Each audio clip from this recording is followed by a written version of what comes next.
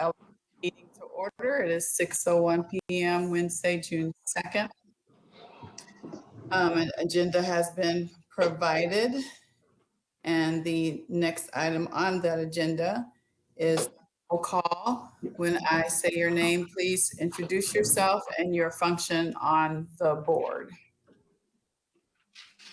Mira, we'll let you go first. Make it as grand as you want to this, this time.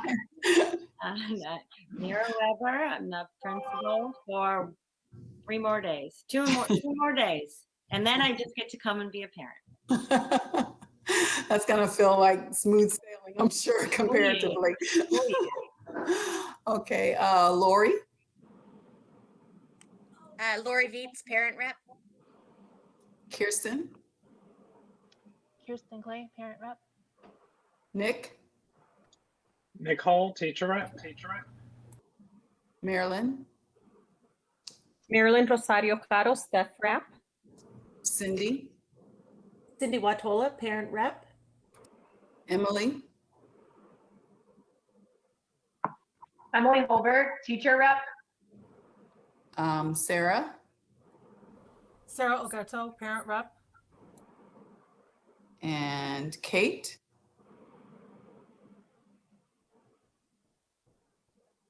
Kate, if you're talking, we can't hear you.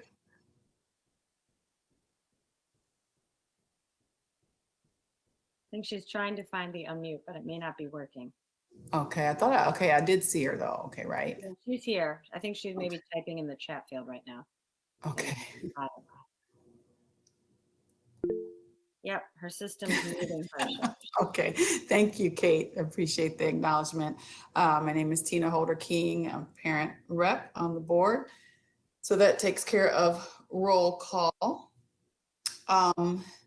Before we get into approval of the agenda, which is the next item, I just want to point out that as those who have gone through the agenda see, we have the principal selection process and timeline as an item on the agenda, and public participation is item number 10.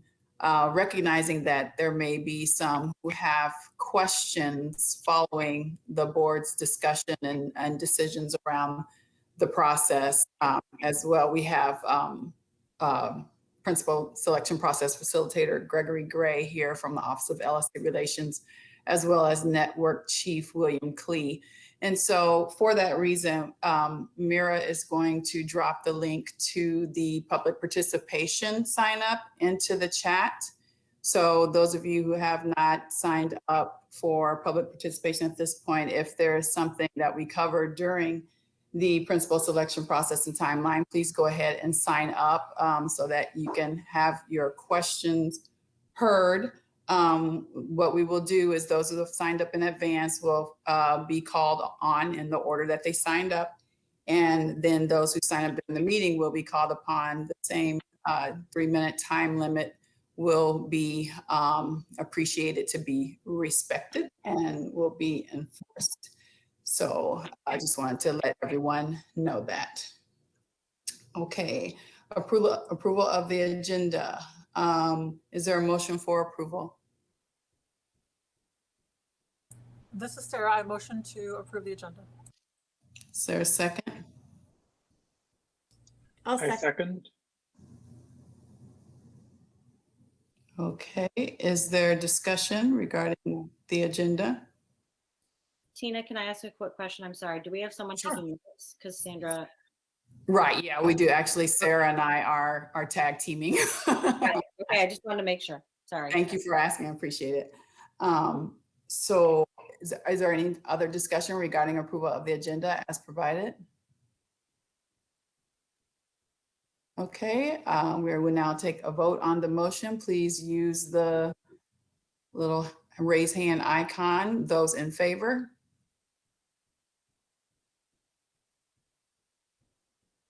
Oppose?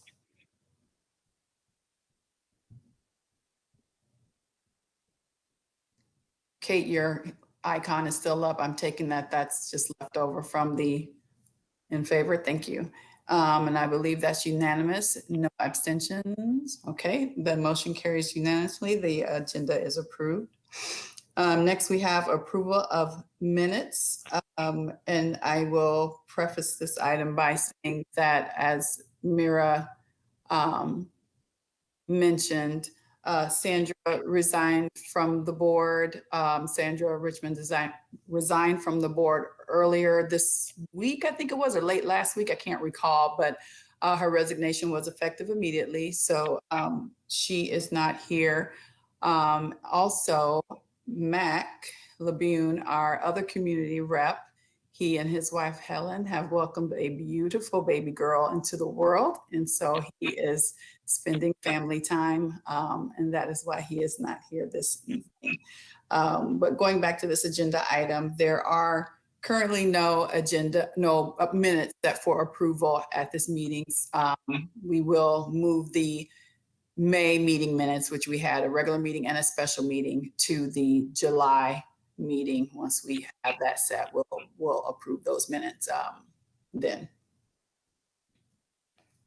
Are there any questions or concerns regarding item 4? Okay, thank you. We'll move on to item 5, which is budget transfers and approvals. Mira, did you have anything? Nope, we're all done. Okay, all right. We will go on to the next item, which falls under new business, which is the principal selection and process timeline. We all know what task we are facing and the seeming time crunch that we're under. And so there is a very specific process that is outlined for the LSC to, in partnership with the school community, to undertake this process for principal selection. As indicated in the principal posts that have been sent out, Sarah Oghetto and I have met with Mr. Gray and Chief Klee to get our arms and heads around the process as we move forward, making no specific decisions, but again, just getting familiar with the process, talking about best practice, talking about resources. And so we will move forward with that this evening.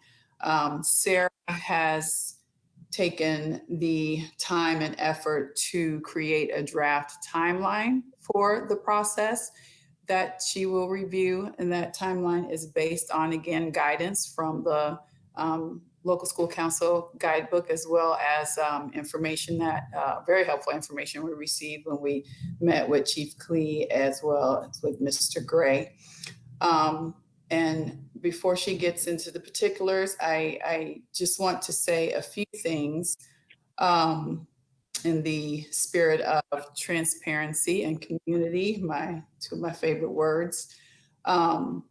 Again, this is an aggressive timeline, what you will see, but we all know how important this charge for the local school council is, as well as for the community.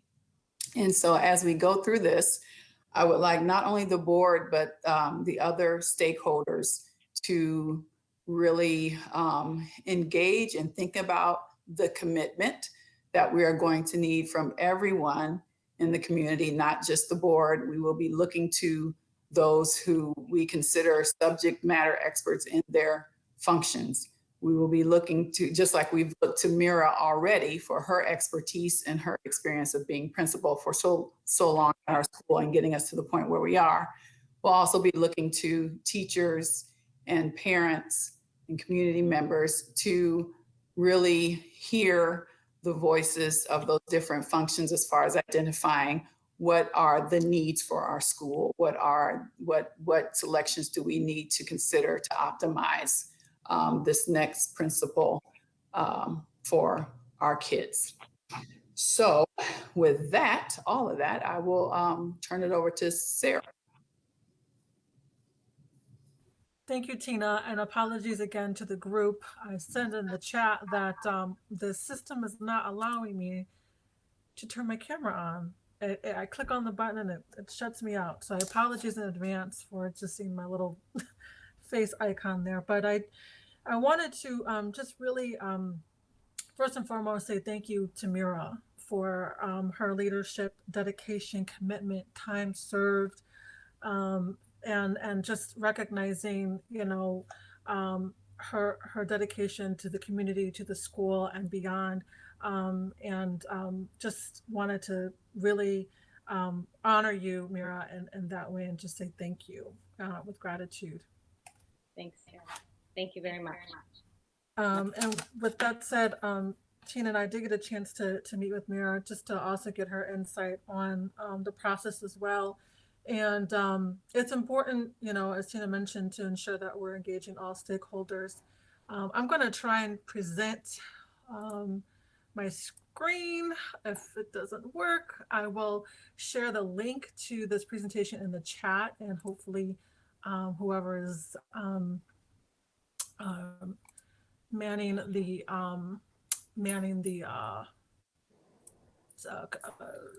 the slide can see it. Can folks see my screen at this time? It's Okay, working. You great. might want to put on present mode though, Sarah, so it's bigger. Okay, present mode. Got it. There you go. Is that better? Yeah, perfect. Okay. So this is really, as Tina mentioned, just a working, very rough draft of the timeline. Very grateful for not only input and insight from Mira, but also grateful for the input and insight from Chief Klee, as well as Mr. Gregg and other folks as well. With that said, just echoing what Tina shared, we really want to ensure that this process, we're going to be engaging the complete full body of the LSC. As noted in the manual, we could choose to have a separate committee, but we really feel that this LSC is representative of the school, and with the commitment of engaging all stakeholders, we really want to be able to use the full body of the LSC as a part of the principal selection process.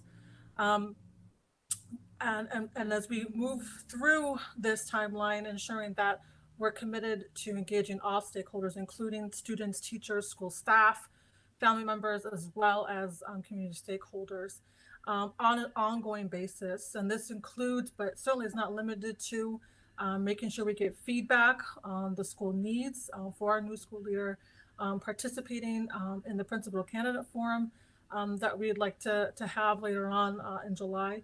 And then voting, being a part of that decision on who the new school leader should be for our school. So what I'm going to share with you is an overview. Hopefully this is big enough, you can see it, that has some key dates here. And then I've also provided a link to the the comprehensive, if you will, timeline. Once again, this timeline was really the milestones listed in this timeline really do mirror what is in the CPS LSC guidebook. This is just a way for us to have a visual as a working document to kind of see where we're at and how we can move forward in that regard. So with that said, the first point of the process is to make sure we're all on the same page about how we move forward as a group. Tina has shared with us the code of conduct forms. We have a code of conduct as an LSC. So making sure we review that information and also making sure that we're familiar with the principal selection process. And moving forward, getting the principal post out the door by 6/7, making sure that we are assessing the needs of the school. We're utilizing some type of survey towards the end of June. Really vetting the first round of candidates, or the first, vetting the resumes that we receive, and having an idea of who our first tier candidates would be towards the end of the month, and then facilitating those interviews, and then moving into school site visits towards the latter part of July, as well as having that candidate forum, and ideally awarding the contract to a new school leader. it is rigorous for sure. And with that said, the idea being that as part of the process, as outlined in the CPS manual, we do have to present the school leader contract, or the contract, I should say, to the board, where they just, they don't necessarily approve it, but we do need to make sure that that's a part of the board, school board of ed meeting. And that next school board of ed meeting is August 26th. So we know that this is a rigorous process. And so with that said, and we are engaging the full LSC body in the principal selection process. So that means that we're really thinking about how we're, dedicating time to commit to this process. And so that means really optimizing our LSC meetings, dedicating time on that principal selection process on our LSC meetings that we have coming up. Of course, today, and then July and August. Also thinking about how we're also going to have to make a commitment to being a part of the special meetings we will need to have. And at least right now, that's about 4, could be more. And then also working groups. We are going to move through this process as a full body, but we do want to break up into working groups and then come together to make sure that we're able to get the key dates and the work done. So what does that look like for a potential candidate? So this is just once again a working draft of what that potential candidate schedule would look like. As you can see, it's almost kind of a week-to-week node of engagement, right? The first interview would happen beginning of July. In-person interviews would happen July 15th. Potentially, we would facilitate the tour process in that same week. So we would visit the candidate school as well as have the candidate come to our school. It's the summer, so it could be a straightforward process to get that scheduled. And then looking to have that candidate form end of July. Some of the ideas for a working group could be, we definitely need to have folks or to think about how we develop those surveys and rubrics, or look at those rubrics and make sure that those rubrics speak to our needs as a school, given the feedback that we receive, and be able to review that data on an ongoing basis. Another working group would be to do those reference checks. Have an interview team working group, which would kind of spearhead the phone interviews as well as the second interviews. And then another proposed working group could be a group of folks or a team of folks or a few folks coming together to help plan the candidate forum as well as a school visit. So there is the timeline in itself. There's the link to it. I will also just bring it up so you can see it, just get a sense of what that looks like. But here's the overview, if you can see that. And then there's just basically a Word doc that has the key actions as well as the target dates there. So I'm going to pause. There's a lot shared. And I'll definitely going to open the floor for comments, feedback, and your ideas as well. Thank you. Thanks so much, Sarah, for pulling that together and making it manageable to digest. Okay, there we go. Oh, go ahead. This is Kate. I was just going to say thank you, Sarah. That was really great. And I think it's wonderful to see kind of what we need to do and the timeline that we're expected to do it in. I just wanted to, just in terms of people on the call tonight, managing expectations a little bit. I just have been talking to people at a lot of other schools that are posting principal positions right now. And I think everyone remembering that process and that timeline goes well if we have multiple candidates that we want to proceed with that apply in that first 10 days. And there have been some schools that maybe didn't get enough candidates that they wanted to pursue forward in the process, and they repost for another 10 days to try to get more interest or get more people to apply. So I just kind of wanted to put that out there so it's not completely unexpected. There's a lot of principalships open right now. There's a lot it is possible that 2 weeks later, you could get applicants that you didn't get 2 weeks before because they were in the process for another school. So just kind of trying to note that we may do everything as well as we can, and we might not be able to stick to that timeline, and it may just be external forces.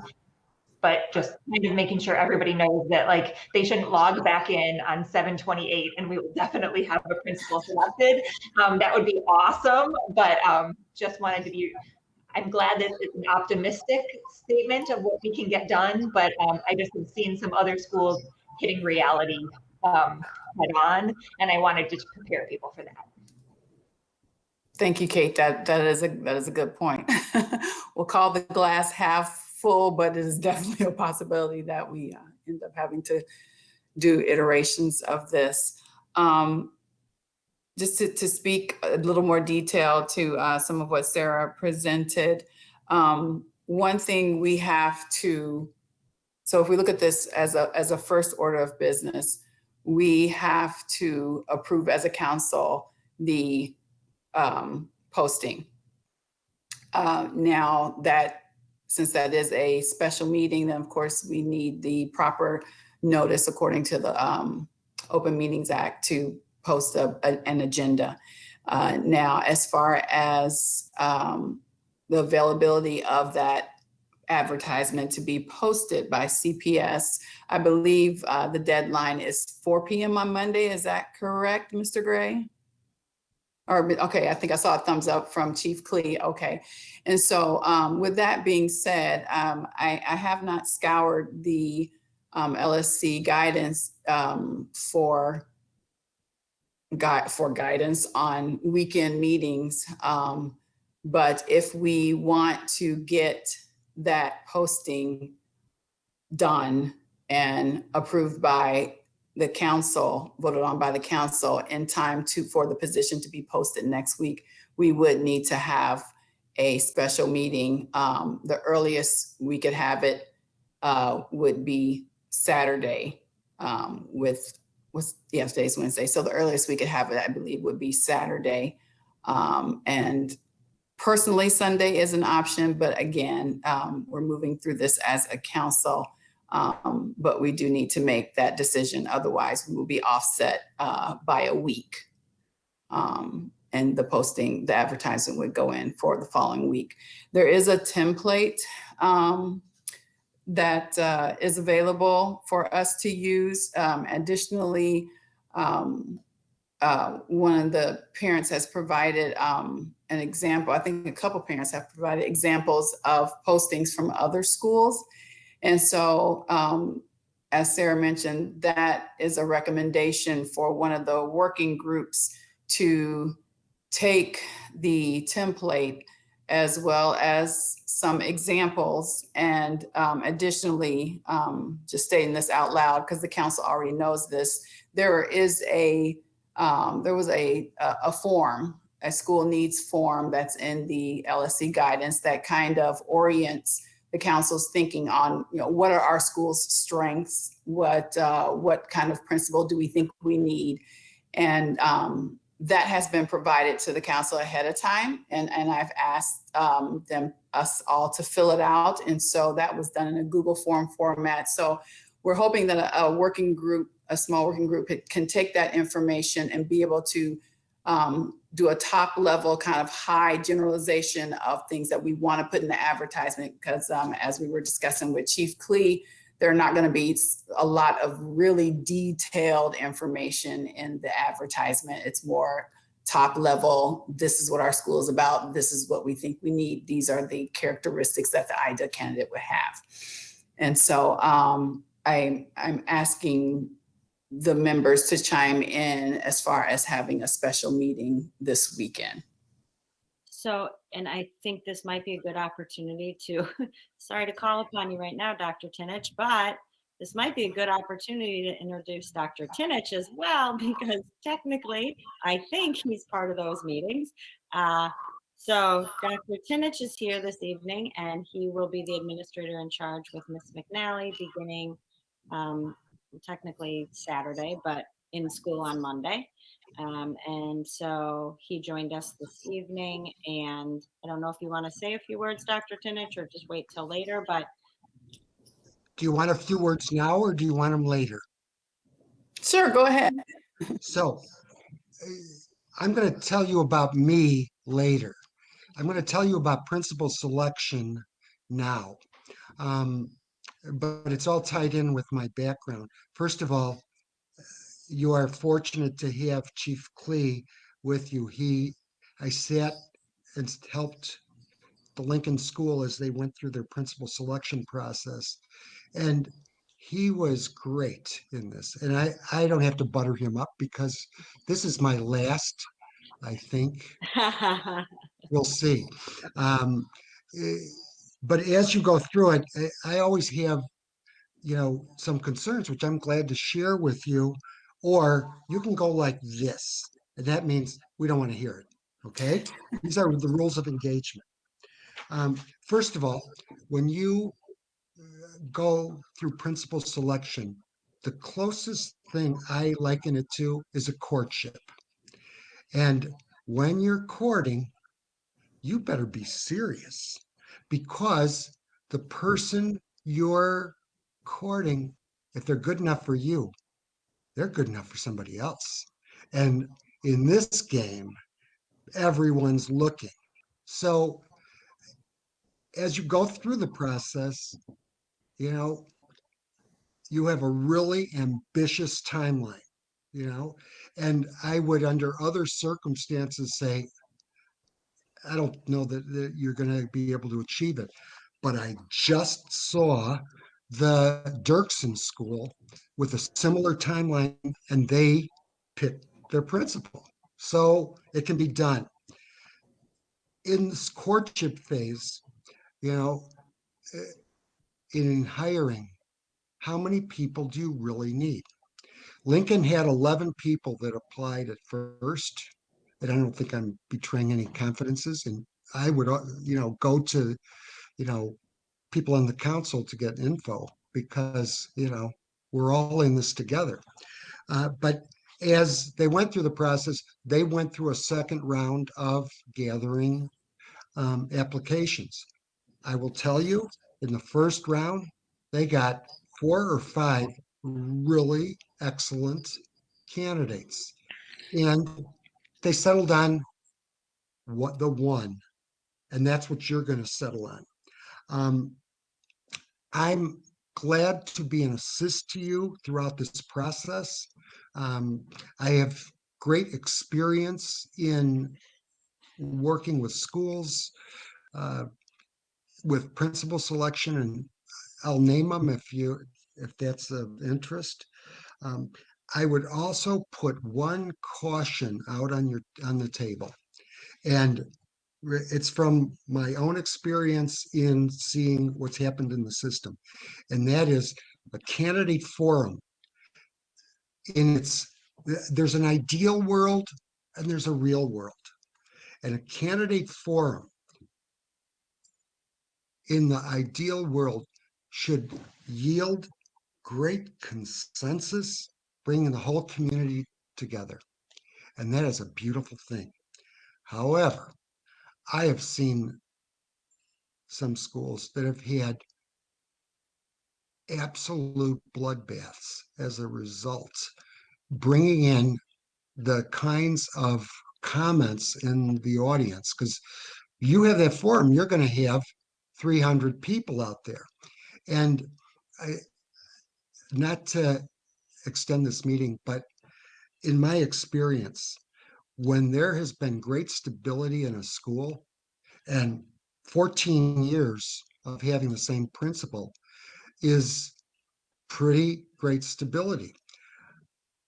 There are sharks in the water and they come out, whoever they are, none of you, of course, but this is the most significant power that the reform law gave, and that's the power to pick and to retain the principal. I think you're wise in approaching this process as an LSC as a whole, with the ability to get other input. And I'm offering my services to assist you in some parts of that. I know Chief Klee will do the same. But you've got an ambitious agenda, but you only need one. I look forward to working with you, and I'll tell you a little bit more later on in the agenda. Thanks, Dr. Tinich. Thank you. Let's see, Mr. Gray, are we clear for, there are no restrictions regarding having to, for the LSC to have to meet Monday through Friday, are there? No, ma'am. Councils can meet 7 days a week. Okay. Okay, so trying to get that first special meeting decided. Let's talk about it, council.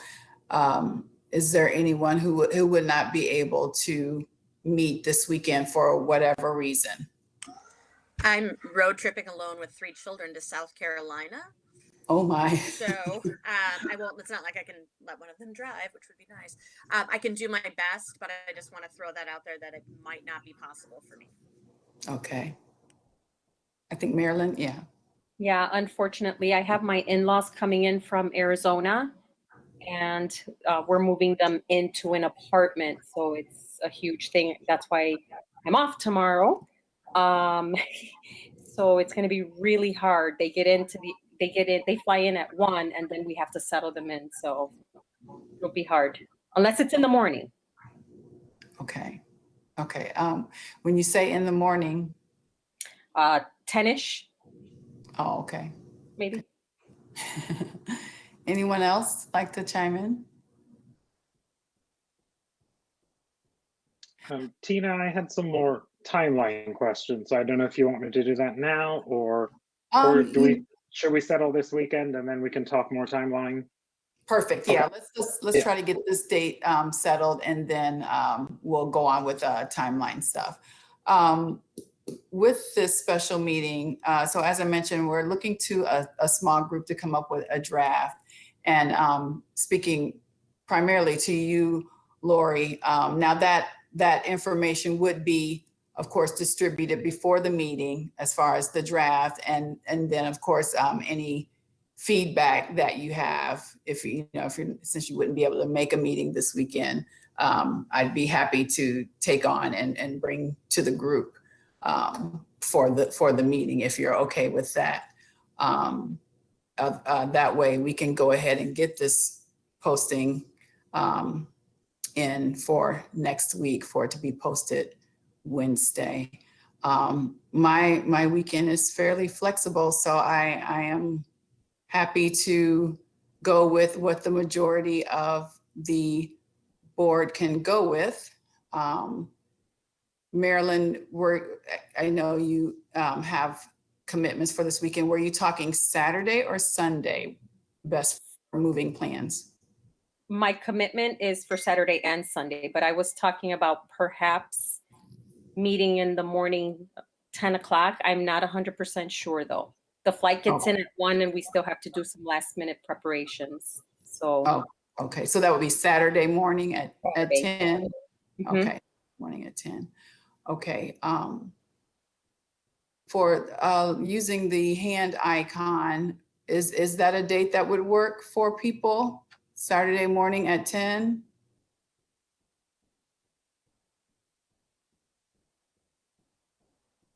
I'm scrolling around. I think we have everyone else. Does that look right to you, Mira? Am I missing anyone? Sarah, I don't, oh yeah, okay, I see Sarah.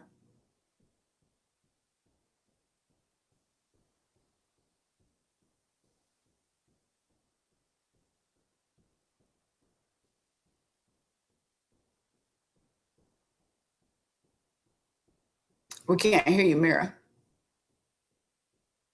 You have the majority. I'm just trying to count. 1, 2, 3, 4, 5, 6, 7, 8. Lori can't. So yeah, you have 8 who for sure can. And then you have Okay. 2 absent and Lori cannot. Okay, Or okay. actually one absent because Sandra resigned, sorry. Right, yeah, one absent, one vacancy. Okay.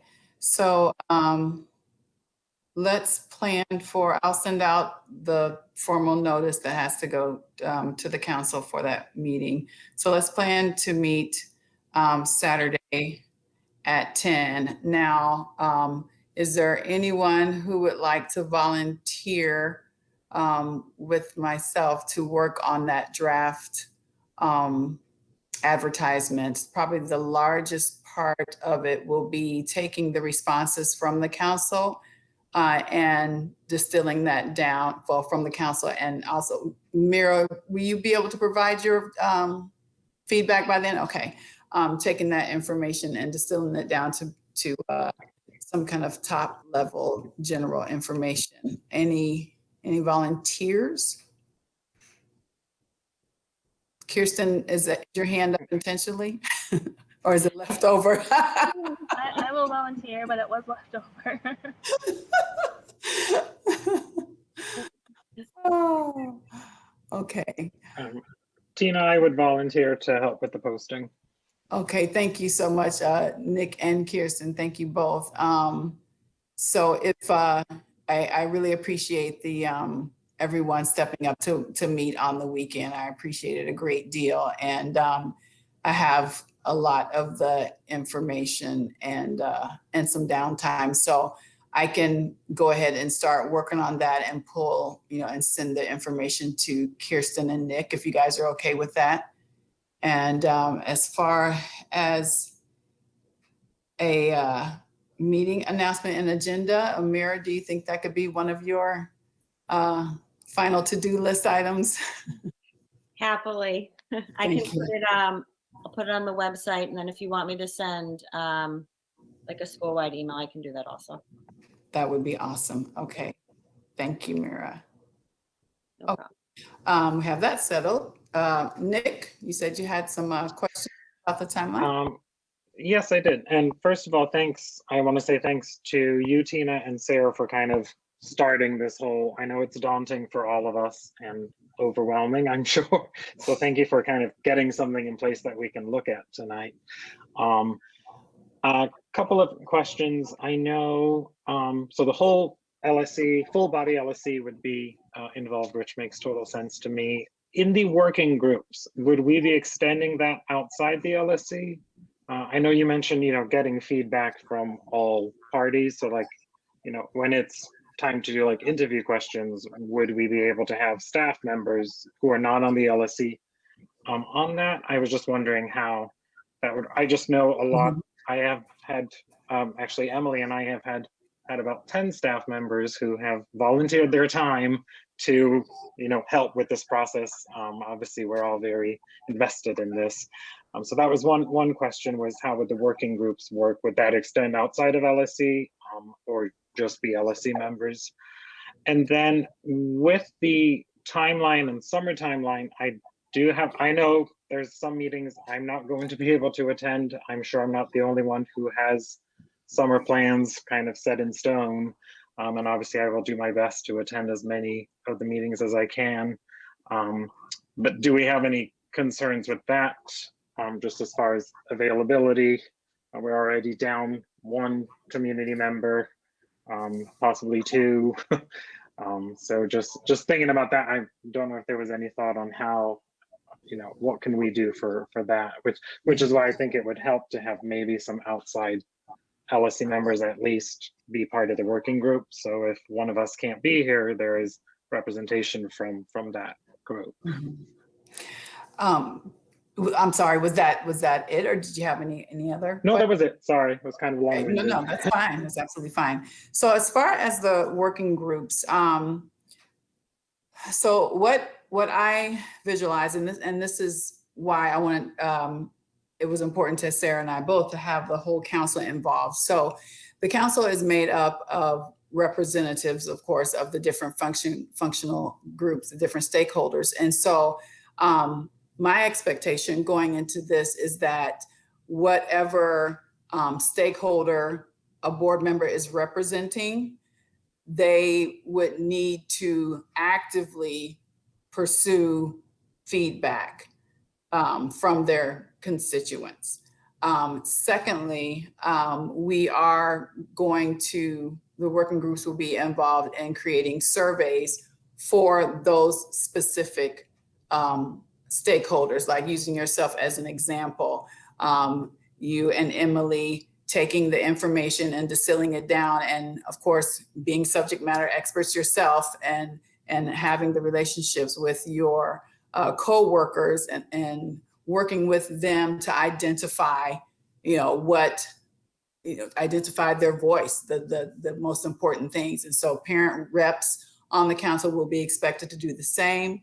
Now, of course, the thing that we have to be careful of is not violating OMA. So, there are 6 parent reps, so the 6 of us could not get together and, work on things, but that is the expectation. And I think if we commit to a process that is robust in that regard, then we don't need to have outside members actually on those groups, but their voices definitely should be pursued and be documented. Now, when it comes to making decisions, of course, that would still just remain with the council. And so we wouldn't be losing anything there. Now, as far as your question regarding summer meetings, yeah, of course, that's a concern. And so as we move through this, we don't have the special meeting set in stone now, because I'm sure the process will be fluid in some ways, depending on what we get and things like that.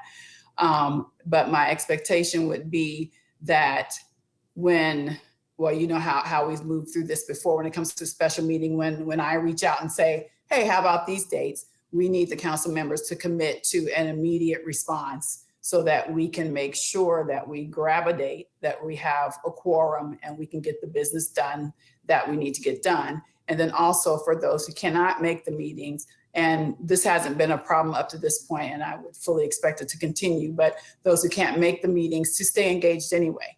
Like for instance, Mac knew he wouldn't be here tonight, and so he provided, information necessary, even though he can't be here. And so it's not idea as far as the summer, and fully understand that there are plans that are set in stone, or plans that even just come up. I mean, everyone deserves their family time or whatever they want to do with their time. But we will just have to be nimble in navigating that and making sure that we keep the lines of communication open and often to make sure we get meeting dates where we have a quorum. Thank you, Tina. Mm-hmm. Any other timeline questions? There's Lori. I just want to throw out again, I love the timeline. It was very clear, but kind of along what Nick is saying, if there's any way we can add in there like a staff forum, because I feel like with parents, it's such a huge thing, but I think that the staff could be manageable to have some kind of forum with that leadership. I think that they can get feedback, but they're not going to have that opportunity to really ask questions and get a feel for what it's like working with that person. So if there's any way we can get like just a staff and teacher time that they have an opportunity to meet a candidate that we feel strongly about, I think that would be really important. I think I like that idea. I like that idea a lot. I would love to be, if possible, I like the idea of being on like whatever it was, the interview hiring thing. That is my background. I've hired a lot of managers and people. So that would be, if I get a choice on which committee I get to be on, I would love that. But yeah, I'm going to say it one more time. I feel really strongly that teachers and staff have that opportunity outside of just giving their feedback to the LSC. Thank you. I think it's a great idea to add that to the timeline, and unless someone objects strongly, I think it's a good modification to make. Man, I lost my train of thought just that quickly. Oh, I know what I was going to say. So, Laura, you mentioned the interview process. So just kind of using that as a segue. So, again, the full council will be involved, but, and I know all of you have done your training, but just speaking this to the general audience for understanding and transparency. So the interview questions have to be consistent. And so when we think about those working groups, the interview group, while the whole council will be present for that interview, the small working group will work on the questions and things like that to tease out what we need to know from the candidates. Any other timeline questions? I was just curious. Thanks for making us such a great jumping off point and being so organized. That's awesome. It seems like it is maybe to our benefit to remain open for the second posting, just so there's something that Dr. Tindage said, that even though we might have a nice group of candidates in the first posting, not to limit ourselves and to repost again, in the second 10 days just to see, or not get so stuck in this aggressive timeline. Mm-hmm. Now, I would defer to Mr. Gray or Chief Clee as far as what that looks like in the actual live process. You have to take the post down and do anything, or can you just decide to leave it open?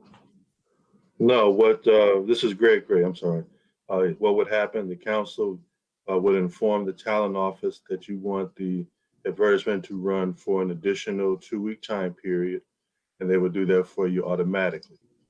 Just be mindful that does obviously delay your process 2 weeks, because any resumes that are submitted for consideration, you have to review. So if you did the first set that came in June 20th, and then you ask for a repost, if that repost goes to, let's say, July 3rd, then you won't get that second set of repostings until after July 3rd.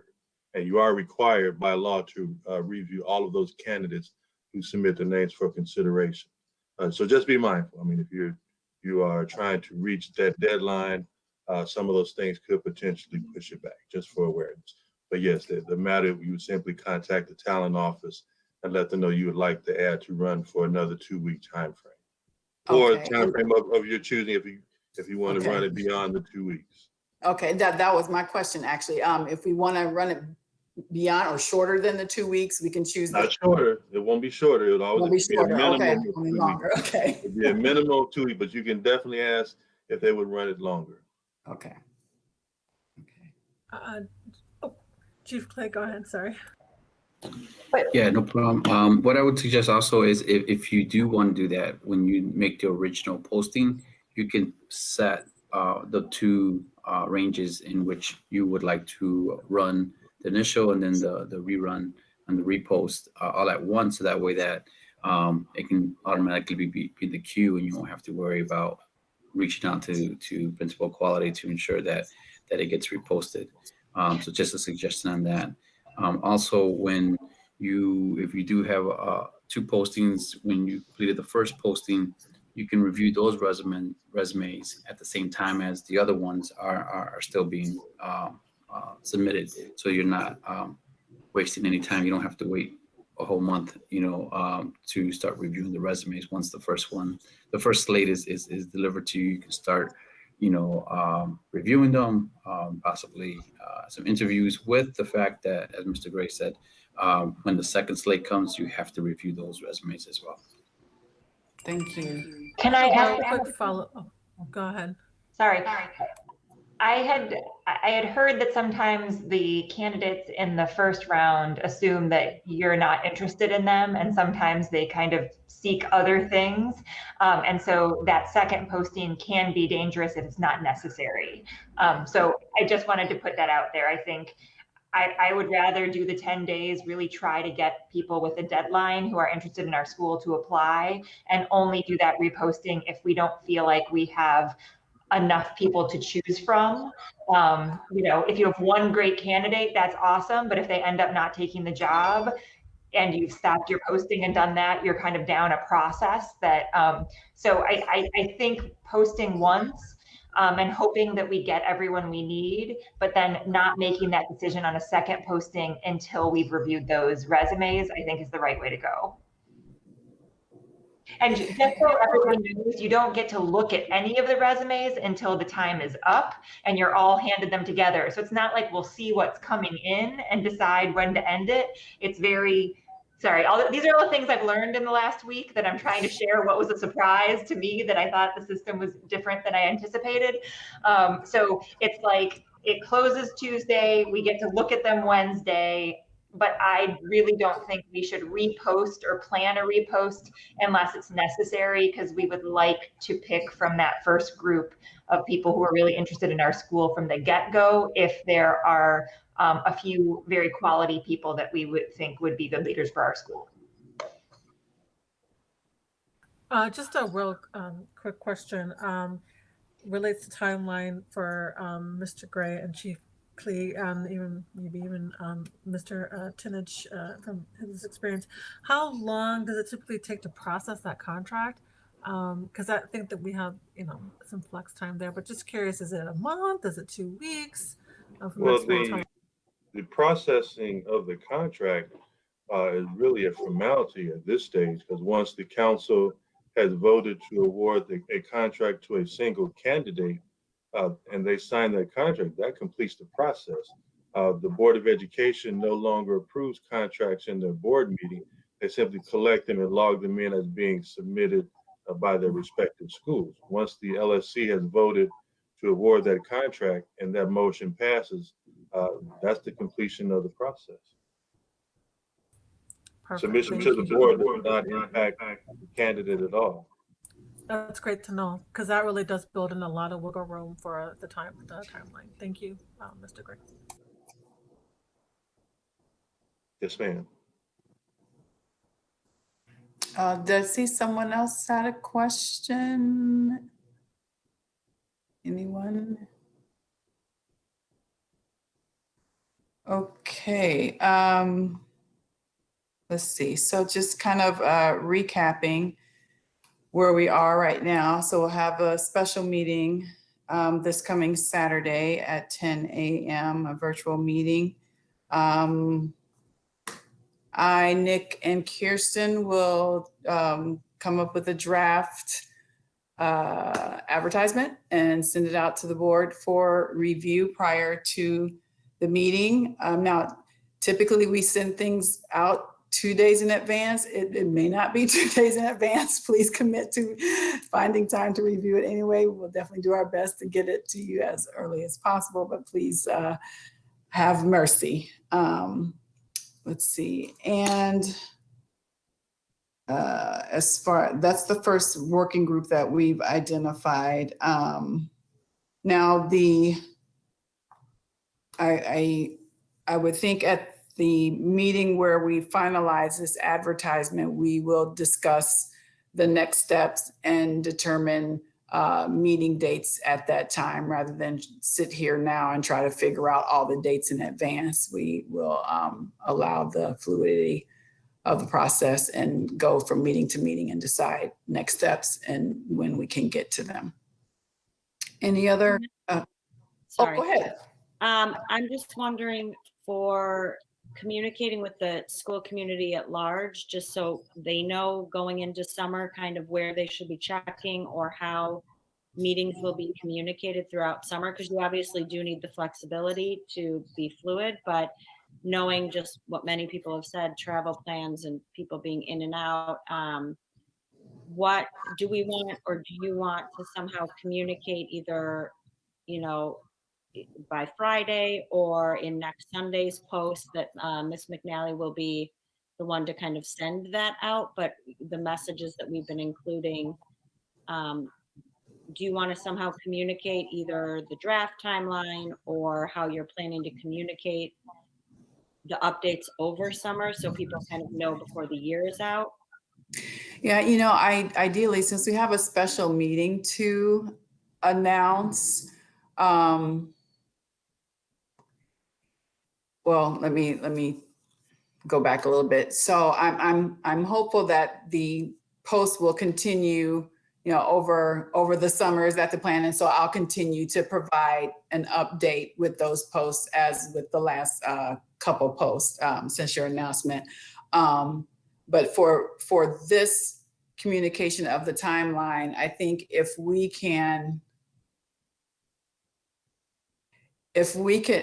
I can get a communication together in time for this meeting announcement, the blast for the special meeting announcement, let's include that. And I think, Sarah, I believe you mentioned you were going to make the your presentation available on, were you going to link it on this website?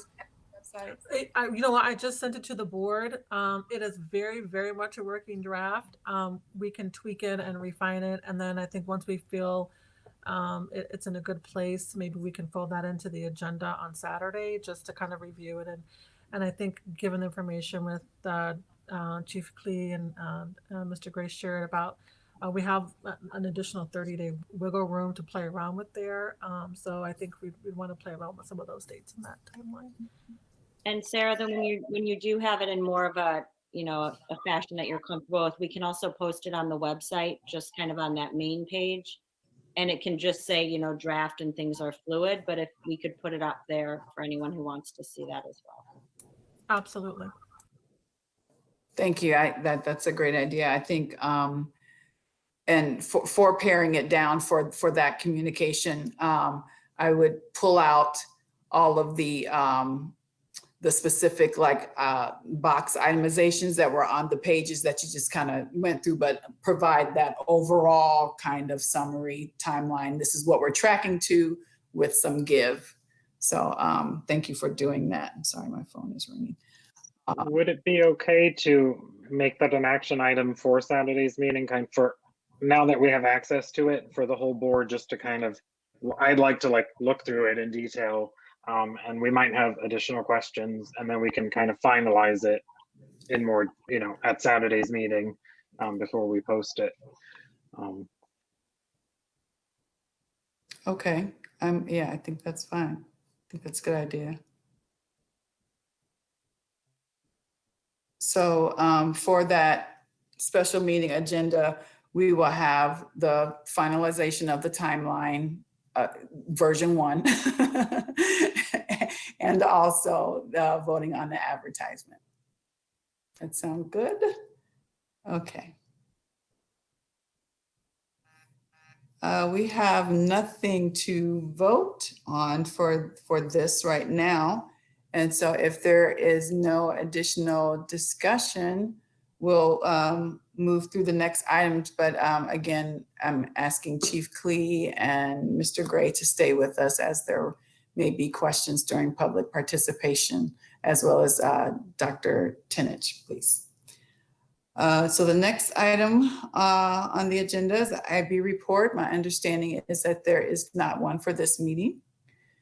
And so we will move on to item number 8, which is fundraising. And I know some information was submitted by Patty and Mira, so take it away. Patty, I'll give an overview, and if there's questions, we can kind of tag team. I think you're there. There you are. So the okay, so Boosterthon, which is the organization that helps with our fun run, has agreed again this year to help us with our 8th grade celebration that is being held on June 16th.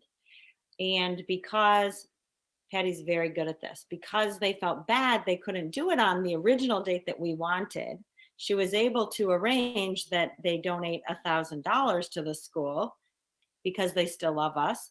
And so that $1,000 has been put towards shirts for everyone to walk out of the school this year with their first Harriet Tubman shirt. So that $1,000, and then Friends of Bulldogs put in roughly $1,200 to match it so that everyone could have a shirt free of charge by the end of the school year. And so that in itself is not a fundraiser. However, the idea was that over the summer or in the next few weeks, Boosterthon would house on their main page a way that families could order either another short sleeve shirt or a long sleeve version of the shirt, so that the proceeds could help go back to Friends of, for fronting the money to cover kind of the free shirt for everyone. And so It would be housed on the Friends of Maine page. The money would go to help offset the cost of the free shirts that everyone was getting. And then we do need to decide one thing, and there's an option where you can either do shipping to your house, which means the actual individual price would be a little higher, or shipping to the school, which means technically shipping to Patty's house, because she would be the one doing dissemination. As we know, school is hard during the summer and it's going to be under some construction. And so for all of those reasons. So there's two options, which does change the price of the individual shirts. And so I think we kind of need to decide how we want to handle that piece if we do approve of moving forward. Patty, did I describe that accurately? You did great. Just what I wanted to say is it's an $8 shipping fee, just a set price if people want it shipped directly to them. And if they don't want to pay the shipping charge for the shirts, they can get it sent for free to the school. And I'll be making sure that we can, as you said, disseminate those to families picking certain days. They can come and pick it up from the school. I'll meet them or whatever. So, but the fundraising really part of it is for parents and, you know, family members. And if they wanted to purchase extra additional shirts for their student, that's where kind of the fundraising part of it would come in. They wanted to give everyone the option to be able to purchase the same shirts that each student and staff member will be receiving regardless for free. But there will be a long sleeve version that's available for the fall and for parents to purchase. So we were just going to have a set fee for the t-shirts, set fee for the long sleeve shirts, for the additional shirts, I mean, for anyone that wants additional ones. And so that's where the fundraising part would come into play. Thanks, Patty.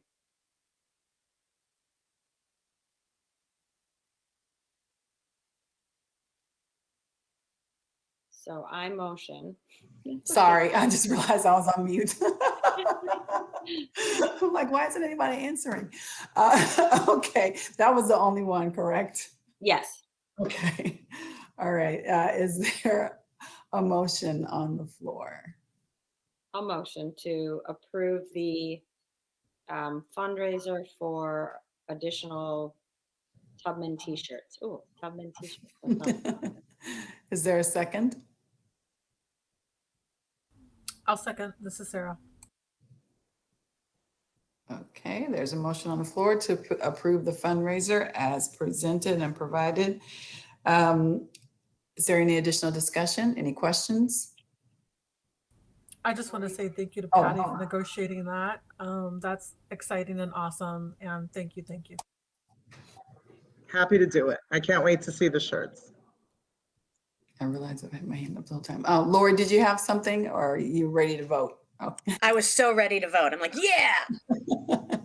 Okay, we will call the motion to a vote. Please use the icon to vote on the motion. All in favor?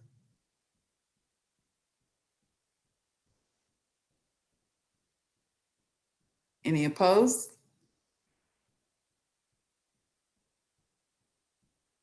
And I think that is unanimous. All right, wonderful. Well done, Patty. Thank you, guys. Okay, so now we'll move on to item number 9, which is committee updates. We have nothing for committees per se, but we are squeezing in a pseudo principal report just to give some updates on end of year business and information going into the new year from Mira. Thanks. So yeah, so end of year, I just wanted to kind of walk through some things that Ms. McNally and I have put into place that will still go on kind of as they typically do. So as you know, the last day of school for Pod B in person would be on Friday the 18th, whereas the last day of school in person for Pod A is on June 22nd. However, the last day of school for real for everyone is still June 22nd. So as you'll remember pre-COVID, so not last year, but the year before, the last day of school, typically students go home with a packet of information, including their room assignment, helpful hints, supply lists, school fee information, any kind of back to school dates that we already know, things of that nature. What we are planning this year is that I believe it's either going to be on the 22nd or the 23rd. Every family will receive an email for their student with the room assignment. There'll be an org chart, supply list. That whole packet will be emailed out per child. And what will also be included in that packet is a room parent interest form, so that over the summer, people who are interested can contact Lisa Pooler, who's graciously agreed to continue the room parent program. And so room parents can hopefully be up and running and just be another source of another avenue to get out information. So people can still expect that by the end of June 23rd at the latest, everyone will have received a packet with their students' information for the next school year. So that will still be happening as planned. As Tina did say, the principal posts will still go out on Sundays.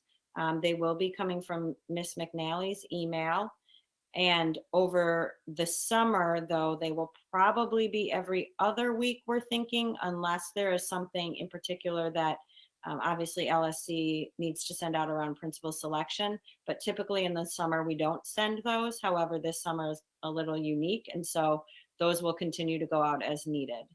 And I think that covers it. Unless, Tina, did I forget anything that we talked about today? We talked about the changes in schedules, like for students, how they. Oh, yes, thank you. So yeah, so as of right now, the plan for CPS is that all kids go back to school in person 5 days a week next year. And school does start August 30th. So it is the week before Labor Day, which is a change for CPS. So 5 days a week in person is the plan. And what we are planning to do, K through 5 will stay self-contained as they were throughout this school year, and a little bit of rationale behind that. This school year, we did that obviously because of COVID, and if we came back in person, wanting to make sure pods were safe and not switching rooms as much as we could. The plan to continue it in that model is really primarily because in our PYP authorization process, they really prefer that K through 5 are self-contained versus the departmental or versus one teacher teaches 2 subjects and the other teaches 2 subjects. So we're using this year as kind of, we're just going to keep it this way now, kind of based on that PYP feedback. So K through 5, again, would stay in one homeroom.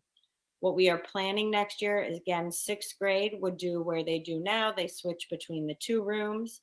And then 7th and 8th grade, our intention is to go back to the model that we had before, where each 7th and 8th grader receives an individualized schedule, and they rotate more like a high school model where they have their own schedule and they have different groups of kids they're interacting with throughout their day, depending on the schedule and the class that they're going to.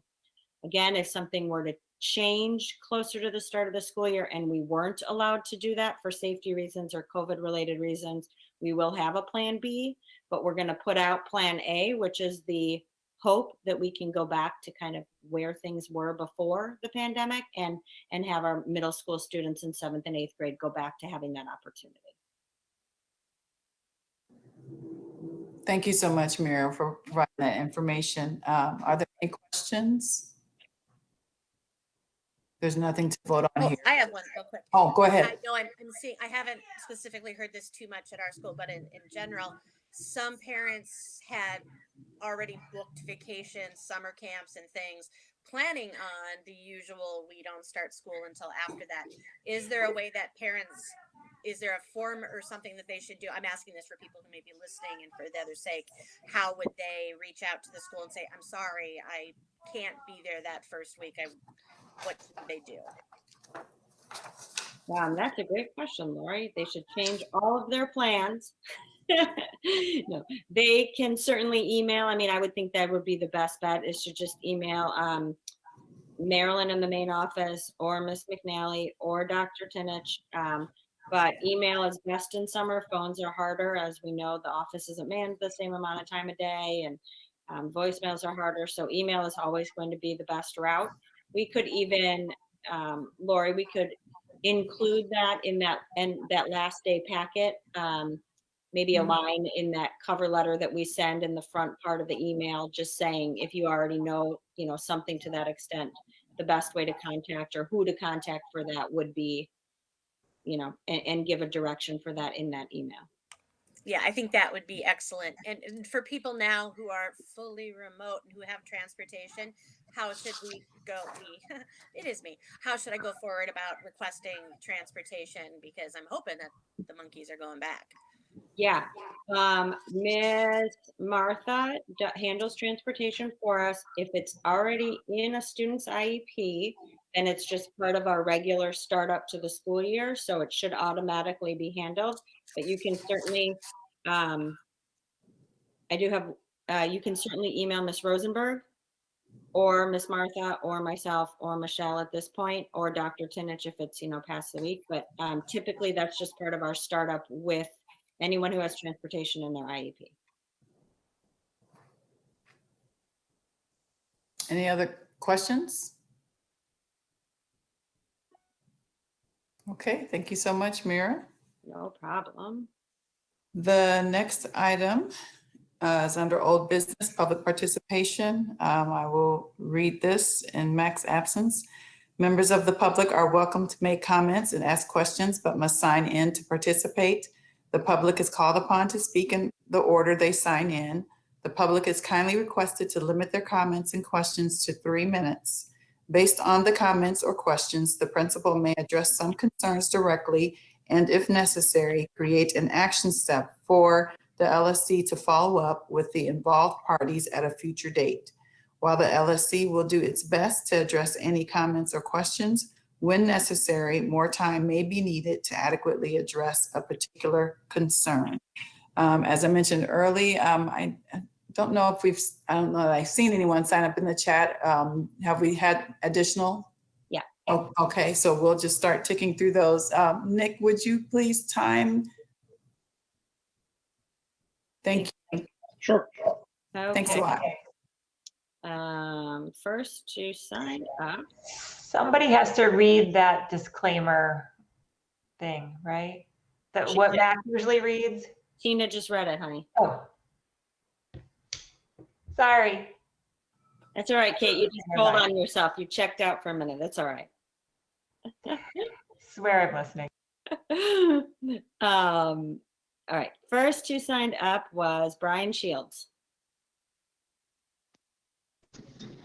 Hi, thank you, everybody. So I just want to start out again saying thank you, Mira, for all of her leadership at the school over the time we've been there over the past 5 years, but over her entire career there. It's really been phenomenal, and just the impact on the kids has been terrific. So thank you very much for myself and my family. I'm sure everyone on this call. When I signed up, it was a week or two ago, and my initial reason for signing up was kind of a concern about the process on the principal selection. And I will say the plan that was put forward tonight, I thought was really excellent. I am heartened by kind of the planning and the seriousness of the LSC. I think one of my concerns was in the past, the LSC got caught up in some of the administrative processing, which I know is there are legal rules around that. But it prevented the LSC, I think, from moving as fast as they could have on some items in the past. And so I think even at the, having the meeting on a Saturday, the aggressive timeline, even though it may not be achieved, I think is really great. And so, I think it's off to a great start. I hope others feel that way too. But I thought that was really great.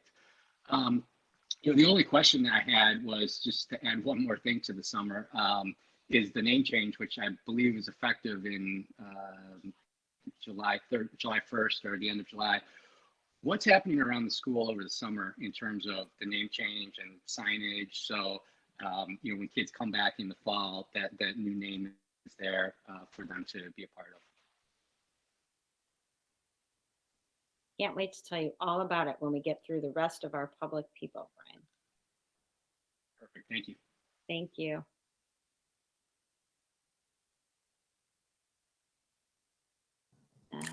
Next is Dana Carmen.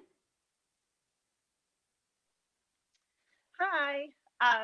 Similarly, when I signed up a couple days ago, it was just in case I had any questions about the principal selection process, but I just want to say thank you so much to Tina and Sarah and the entire LSC body for taking this on. I know it's really daunting and a lot of work, so much work. And Sarah, your presentation was great. Thank you so much.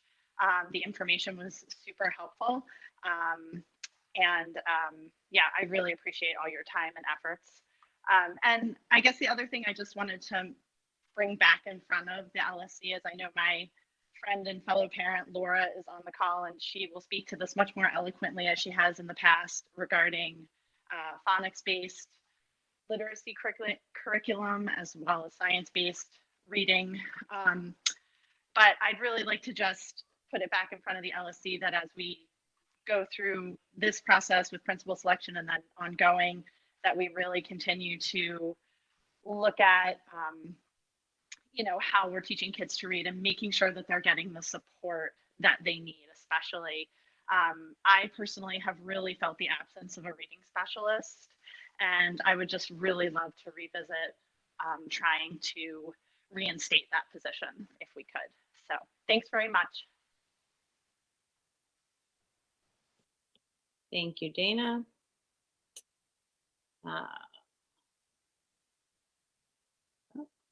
Laura, good segue. You're next.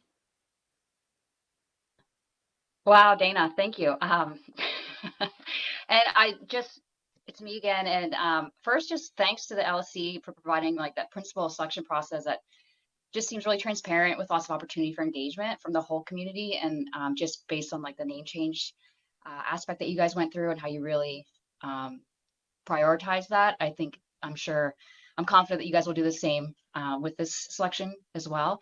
And just thanks to Patty and the FOB for organizing that donation. That was exciting to hear, and for everything else you do throughout the school year. We appreciate it.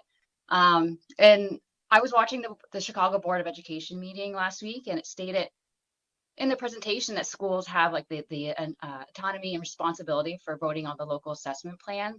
That CPS had provided guidance and encouraged schools to use 2 different forms of assessments for the fall, just to like try and help with the learning loss that's probably happened over the pandemic.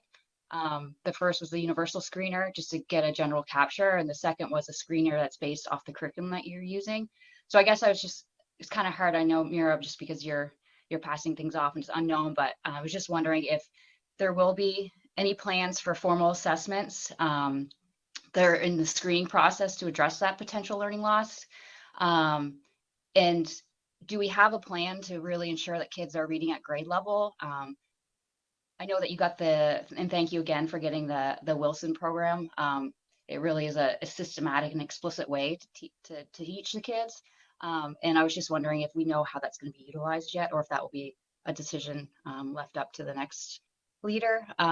It's just, my son has dyslexia, and so the more I read into it, it's just a stat that I keep reading over and over again, is that students who aren't reading on grade level by 3rd grade, they're 4 times less likely to graduate from high school. And I know my kiddo, I'm not worried about that. He'll get the supports he needs. We're a supportive family, but it's just those odds go up if the kiddos are, for whatever reason, are from a financially disadvantaged background. And so that's just kind of 3rd grade is next year for us. So it's just really hitting home. So that's why I'm kind of just, my daughters are coming up too. So that's why I'm kind of focused on that. And just one more question here. Has CPS shared any information with you guys about the homegrown program called Skyline?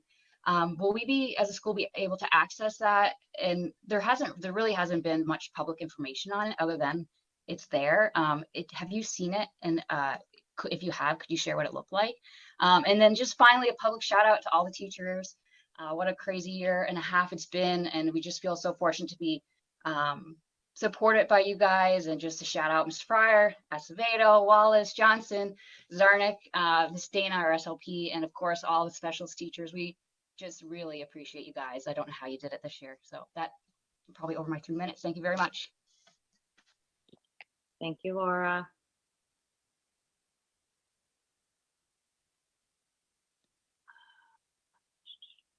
Dave Wrench. Thank you again. I'm going to echo what everybody's saying about making the process available to everybody to see. Some of this is kind of directed at the LSC, but part of it might be Chief Klee or Mr. Ray can maybe speak to it. Just as being part of the selection of our last principal, Mira, some things that I thought were important that we did that I would hope that the LSC would consider, and if they are able to do it like legally. One thing would be like making the resumes public. I don't know if that's possible to do. And the other thing, I just feel like I don't feel most of the LSC wants this whole decision to fall on their shoulders. So having some ways to have even more stakeholder input would be great. I would love for you guys to consider that. And I just don't see that in the plan, and maybe it's too early in the plan. But I liked what Nick and Lori both said about having a teacher group and having some input from the teacher group. But I also think that we've also had parents weigh in the past with evaluation processes. And I think this is even more important than an evaluation process, is picking a new principal that could be with your children for many years, especially if you have more than one. I also know that when we did it, besides we had parent groups and teacher groups, we also had a student group. And that would be something that I feel like all those groups they could have a facilitator who is in the LSC, and that all those questions would be like pre-approved by, they would all be consistent because each candidate would have to be exposed to the same questions, but they could be approved by the constituents. So in each group, these are the questions that we're going to ask of the candidates. And I think that the LSC has a unique opportunity with Zoom, that they could have almost 4 Zoom meetings going on, and people could have the opportunities to join those Zoom meetings, and the candidate could go from a parent group to a student group to an LSC group to teacher group. So I think that could be a great way to do that. And then you could record those and make them public for those people who couldn't see. I just worry that without that, some parents, teachers, students might not have exposure to this person until the first week of school, just because it's summertime and you're not going to have a chance to interact with these individuals coming into our school per se. And even that some way that those groups could take a survey and just say what they were thinking, so that either it aligns with the LSC or the LSC is thinking, oh, I didn't even consider this, and whether it's a survey or however. I think I covered what I wanted to. Yeah, the last Time is just about up, Dave. the last thing was I just thought of it. Mira, I would normally go to you, but it might be Ms. McNally and Dr. Tinich. How will the hiring process for new teacher positions work? Done. Thank you, Dave.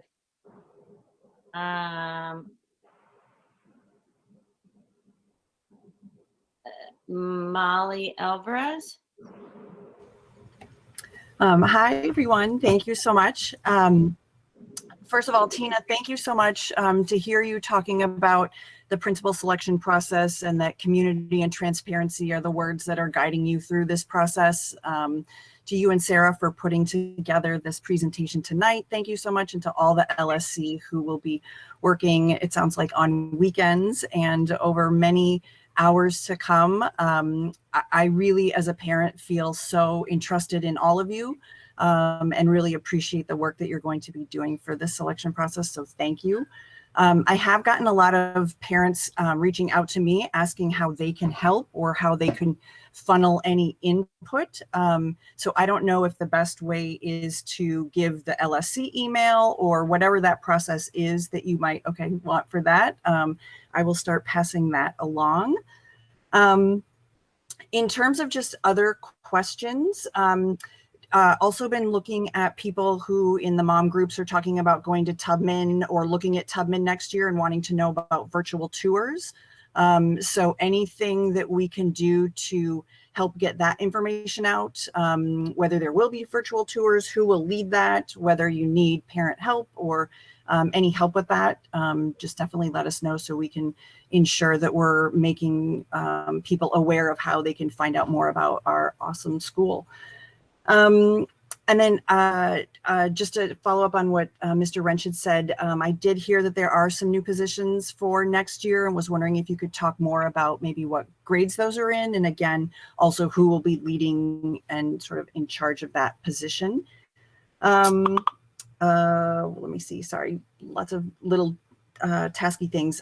The deadline for ordering kits. I keep talking up the school kits, but I want to make sure that people know when that deadline is, so that we can publicize that.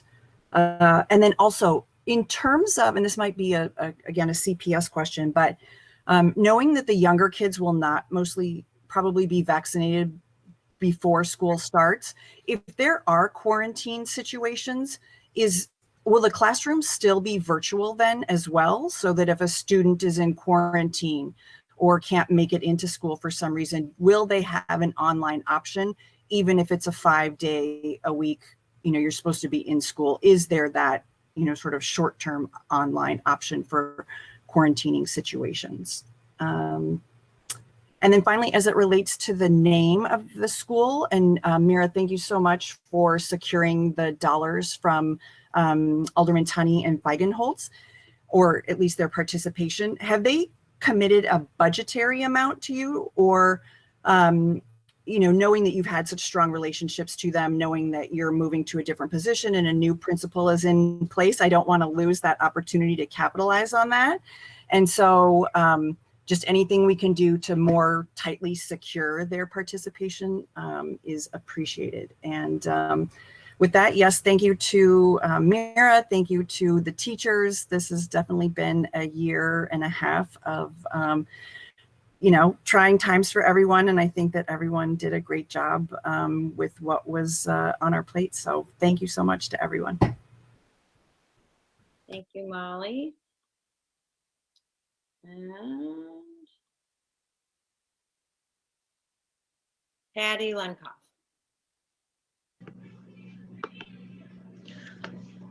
Hi. Basically, every single person that went ahead of me said everything that I wanted to say.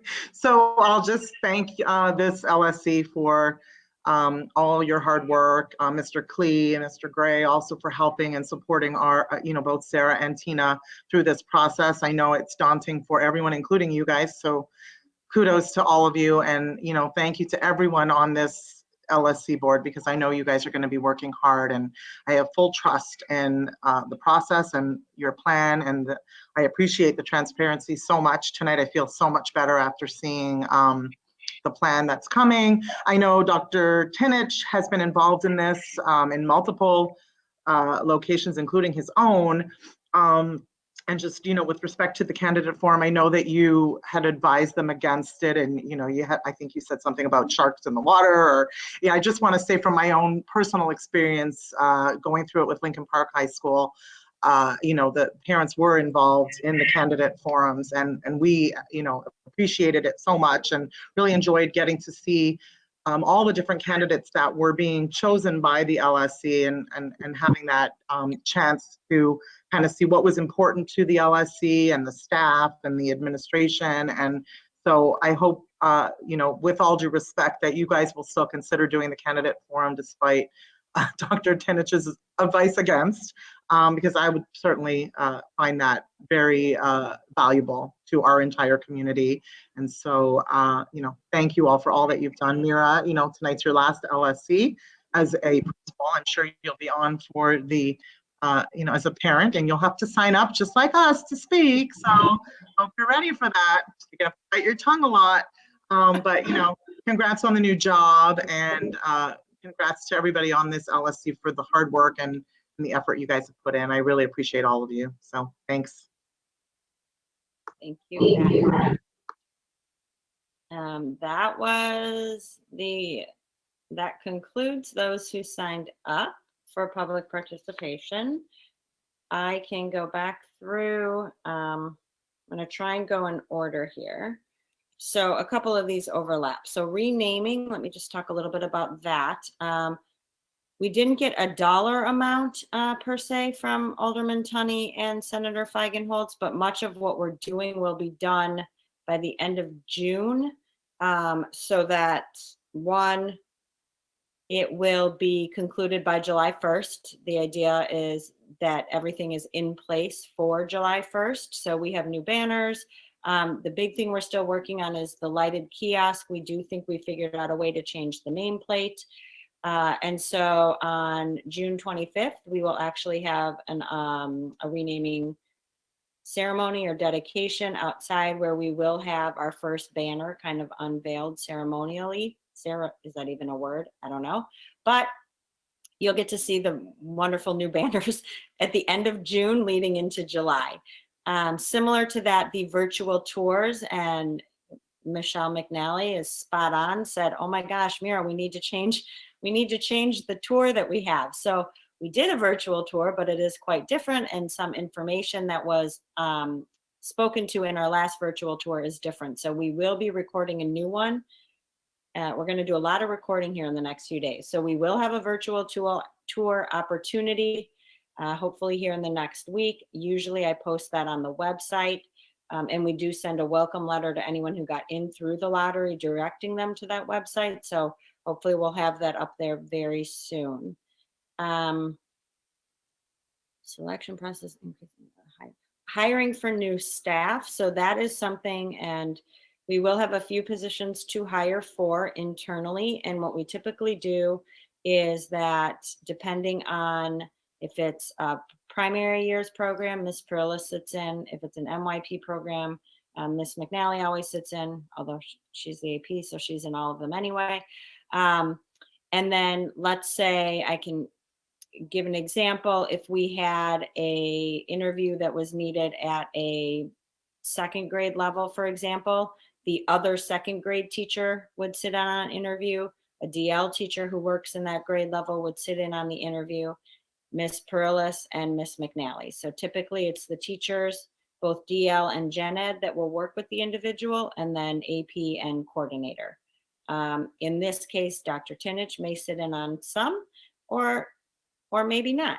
But the core team who will see it through for the rest of time will for sure be part of that. In terms of positions we're hiring for, what you'll get that last day of school, there are some things that still are going on from the HR lens in terms of checking seniority and tenure and certifications. And so I can't put out quite yet all of those various updates and changes. Those will come out that last day of school with your packet once all of those processes are complete.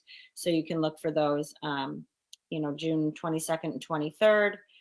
And then Molly, about quarantining in fall if needed, and will there be a remote option? I don't know if all of those logistics have been worked out yet. That's something I think we'll probably all need to follow throughout summer, and details that will continuously be updated, I think, as we get closer to, and that, final plan is more tightly aligned and revealed.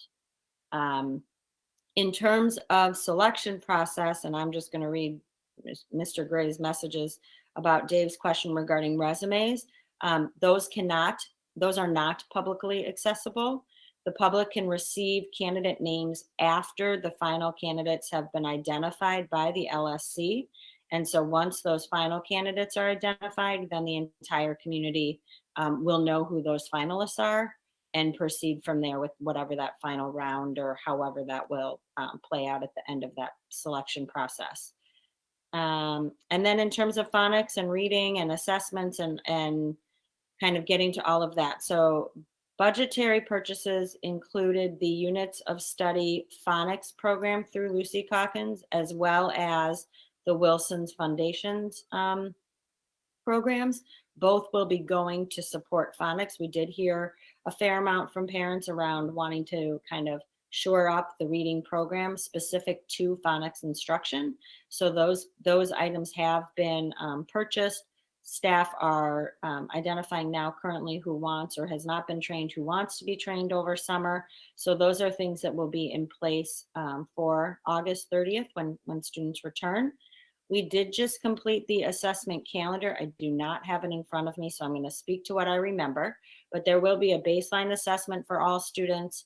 We did identify Fontes and Pinnell will still be our literacy, one of our literacy models, assessments. M-Class Math is one that we've used in the past that we will be bringing back for our primary grades. Star Reading and Math will continue to be used. And so more to come kind of on the specifics of the testing windows and assessment planning, but we did solidify those plans and submit those to the district last week. And in terms of Skyline, so Skyline is really an equity initiative within CPS to make sure that all schools have access to standards-based curriculum. And so there are options for schools to opt in to use Skyline, whether it's for one curricular area or multiple in the coming school year. And there's also different options for what layers, what tiered support you would like, whether you want full support, you'd want middle support, or you want to just kind of test it out yourself without support. What I can say, I've seen some of it, and it's an incredible, I mean, to pull it off is quite incredible, the amount of resources that are there. What I will say is that our staff decided this year that it was not going to be something we would utilize, primarily because, shocking, there's enough changes right now. So they didn't want to throw another thing into the mix and really focus on kind of IB and the equity work that we're currently talking about in terms of reviewing our own units of study, ensuring that we are looking at our CIWP to make those units reflect more of the equity work we've spoken about. And then again, with the foundations and the Calkins units of study, making sure that we shore up all of that before kind of looking into something new. What I can also say in preview is that it is our last year of our contract with My Math.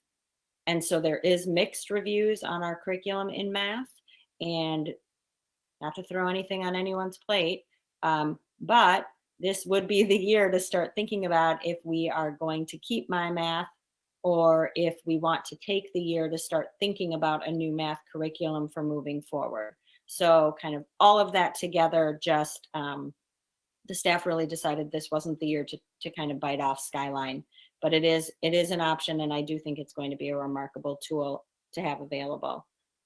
And I think that was all for me in terms of public participation. Thank you so much, Mayor.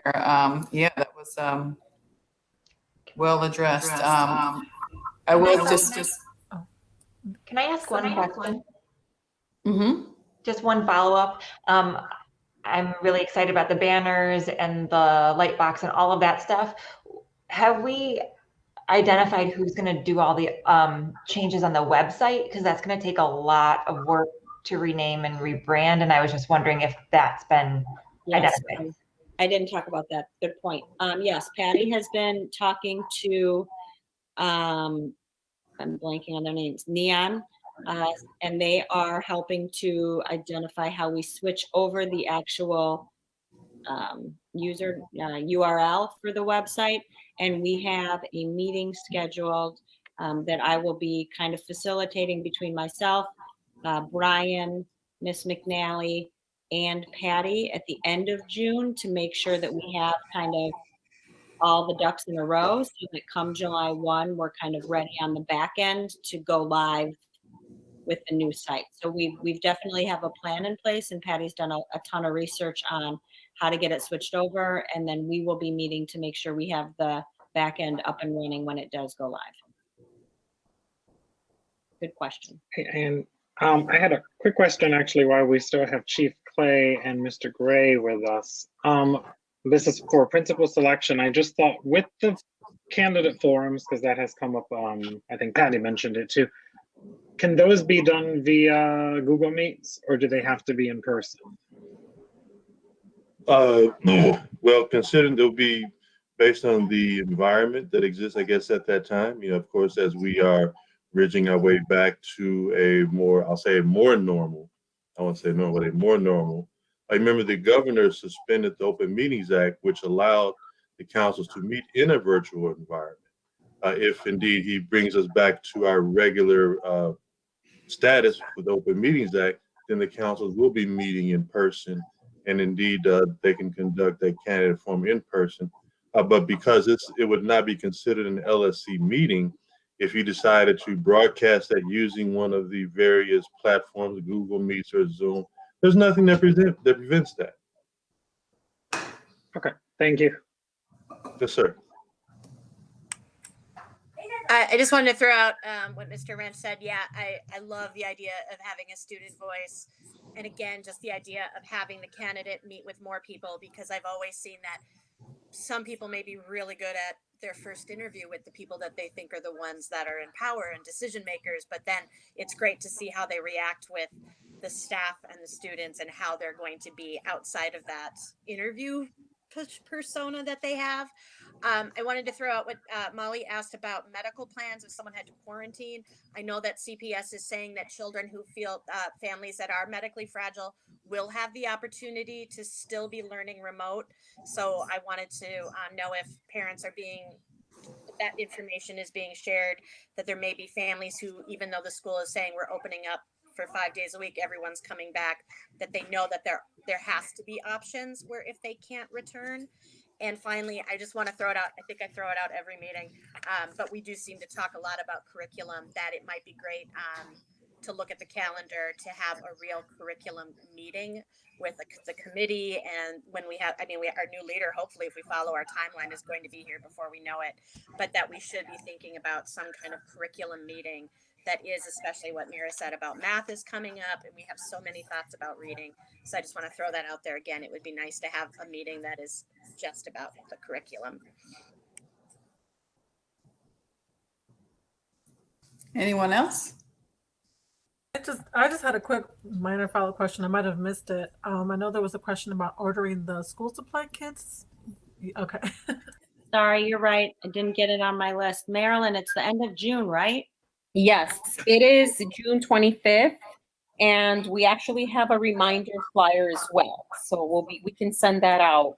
Maybe I can team up with Miss McNally, I'm sorry, to send that out. But it is June 25th. Thank you. Thank you, Marilyn. Okay, anyone else? Just one final thing for Dave and Lori. I did fail to mention the student component, but that, yeah, we're very aware that the students need to be engaged in the process. So thank you for those ideas. And we are definitely in agreement with that, with those stakeholders all being able to have access to those that we narrow down our choices to. So thank you for that. Real quick, in my classroom visits over the last 2 weeks, the students have all said, how are they going to get to tell the LSC? So I've been describing like, what is an LSC, right? And like, well, how do we get to tell them about what we want in the principal? So even our youngest learners, they're like, no, it can't just be student council because we don't get to be on that. So they're coming. I think that that's something we should look at when we start planning our upcoming, what our LSC looks like going forward, is that we do have a student voice section on our agenda. So be it the student council or the younger kids, that we start to have an opportunity. Plus, I think it'd be interesting for them to see what our meetings are like, but also give them a chance to share the student voice, because this team is really important and so are they. So I think that would be good on future agendas, is have an opportunity for the kids. Agreed. Let's see. Is there anything else for public participation? Okay, so that concludes the old business piece. And now we will move into new business, which is the principal evaluation. And that will take place in closed session. I believe Nick did you send that? If you did, I missed it. Did you send out a link for that for us yet? Not yet. I was just gonna drop it in the chat and I have it set so I will accept you guys in to the closed session. Okay, perfect. And so just so everyone knows what's going on, so the council will move into closed session to complete the professional practice, the annual professional practice evaluation for Principal Weber.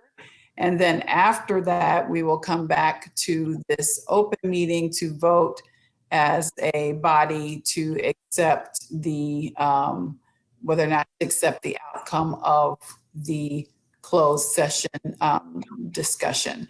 And so with that being said, we're not going to adjourn the meeting, but let's see, Dr. Tench is waving. I'm wondering if I could have a few minutes before you go into that session, because I'm not concerned about Mira Weber's evaluation. She's moving on. But I'd like to tell you a little bit about me. Would you grant that exception? Absolutely. We want to have a timer. No need to time, Nick. So I'll give you some quick facts that you should know about me as me. I'm a Chicagoan, born and raised, born on the South Side. And I went to the Samuel Gompers Elementary School from grades K through 8. And there I had 3 absolutely superior teachers who impacted me. I also had a bad one. And we all get 1 or 2 or 3, and I'm not so sure who I learned more from. On with the show, I went to Mendel High School and the University of Illinois in Champaign-Urbana, where I got my bachelor's degree in high school social studies. I came back to Chicago, who was certifying their own people. And because of the Vietnam War, they were not certifying English and social studies teachers. But you know what they needed greatly? Special education teachers. So I got my master's degree in special education, and I taught emotionally disturbed and behavior disordered children for 5 years in a variety of settings, primarily the Nathan Hale School in the Southwest Side, and then on the West Side, the Thule Middle School. And there's more to that story, but you don't need to know it. I've taught grades 3 through 8 plus high school. I was selected to the Abraham Lincoln Elementary School in 1982, and I taught grades 5 and 6. And then for 10 years, I taught the International Baccalaureate kids in grade 8 for literature and social studies, which is one of my specialties. In 1993, I received notice that my dissertation would be accepted, and I joyously went to the Lincoln School to tell my principal, George May, who is one of the most incredible principal trainers out there. Some of you may know Robert Guercio. He was the principal at Agassiz for several years before becoming the principal at Bell. And great guy. Anyone who worked with George May was in an incredible spot to take over a school. I was the principal at Lincoln from 1993 to 2007. And in addition to being a principal, and I'm a real strong believer in paying it forward. And one of those notions, one of those things is, of course, we have to get student teachers and teach them in the best of circumstances how to teach. And we have to take administrators, people who want to be leaders, and put them in really successful positions. So I did that. I was one of the first launch mentors, and I've mentored a half a dozen odd folks who are principals and the like. And in my last year, 2007, the last person I coached, mentored, was Mira Weber. And I gave Mira, you work with me, you're going to work your ass off. Pardon my French. Um, she worked really hard. And shortly thereafter, she went on her merry way, and so did I, except she was selected to be the principal at the Agassiz Elementary School, to which, when I mentor someone, all they have to do is call for the most part. And Mira called a couple times in most interesting situations. She's laughing because one of them, I was doing a project in Baton Rouge, Louisiana, but you don't need to know any more about that. I, in retirement, have been a primary assessor for principal quality, and I've done, lots of assessments. I've been asked to be administrator in charge in a number of schools. Oscar Mayer, Blaine School, but also Roosevelt High School and Taft High School. Every one of those have been fascinating operations, and my goal has always been to assist in developing quality, high-performing neighborhood schools. So I figured, my wonderful son, Joe, who some of you know as Andrew Tinich, we didn't put a junior on his name, but, you can figure that one out. He has been working at Agassiz for, soon to be Tubman, for a number of years. And I'm so proud because very shortly, he's going to get his teaching credentials in special education. And I have to tell you that Mrs. Weber and Mrs. McNally have harassed him into doing his stuff. I, as his father, have said, I will never tell anyone they have to be a teacher because it's incredibly hard work.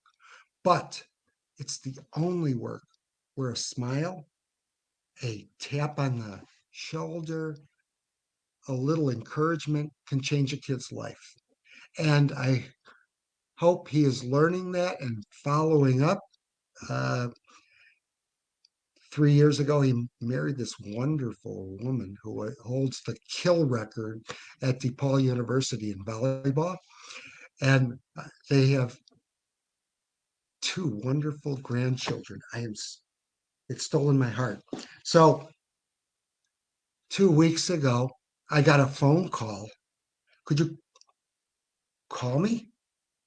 From Mira Weber, the only person who could get me to do this. I'm always interested in helping out people who I have mentored and coached. And I don't want to tell you this is the last hurrah, but she asked me to cover, and I couldn't say no.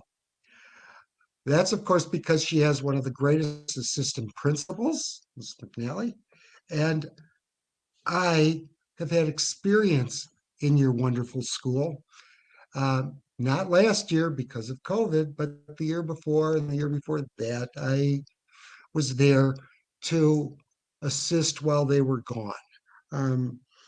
I could tell you a heck of a lot more, but time is precious. And I've got to get to these grandchildren of mine who I watch periodically. I'll tell you one quick one. One day, my son came home and he said, do you know how much it costs for childcare? And we were my wife and I laughed and said, you got the best deal possible, son. You got us.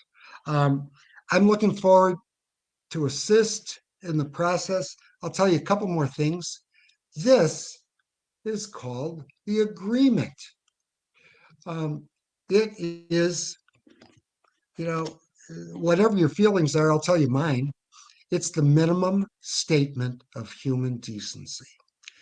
It says teachers should have preparation periods, and it differs every place, from place to place. Um, but I'm a believer in the contract, but I will tell you there is an ideal world and a real world. And in the ideal world, we can conjure up all sorts of things that are ideal, but the real world is pretty good. And as far as I'm concerned, in 14 years as a principal, I had 2 PPC meetings. You're supposed to have one a month. I didn't need them because I had a PPLC that spoke with the will of the faculty on the most important thing, what is best for children. And I encourage you, in my experience, I am here to help. Don't call me at midnight, but I can be reached pretty easily.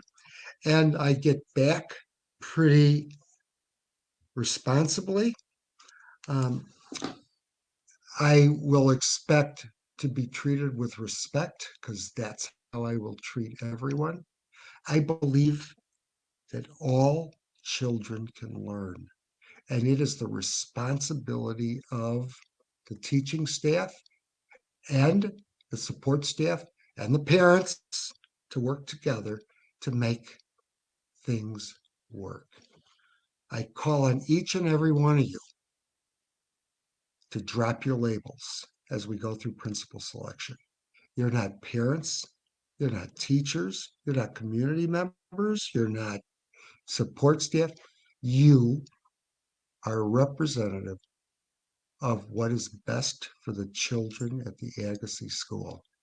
You've had a great run. As I said, Mira Weber was the only person who could get me to do this because they wanted me to do it at Lincoln. Chief Clay can tell you that. And, that's a much longer story, but I did assist them in principal selection. And my offer to you is I will assist you if you want it. If you don't, just say so. However, I can get you information that you can't get. And I'm glad to help. And I'm looking forward to the next little bit. I hope to God you can stick by that calendar you've got, because I've got a daughter in Colorado who wants me to come out and play. And, we're hoping to play. But when I take on a job, the kids and the teachers and the parents are the most critical part. I look forward to meeting you, to working with you. You may not always look forward to working with me, but hey, you will. Mira Weber, 14 years. You might think, how can an old man know it was 14 years? Because it was in 2007 that I retired. And now,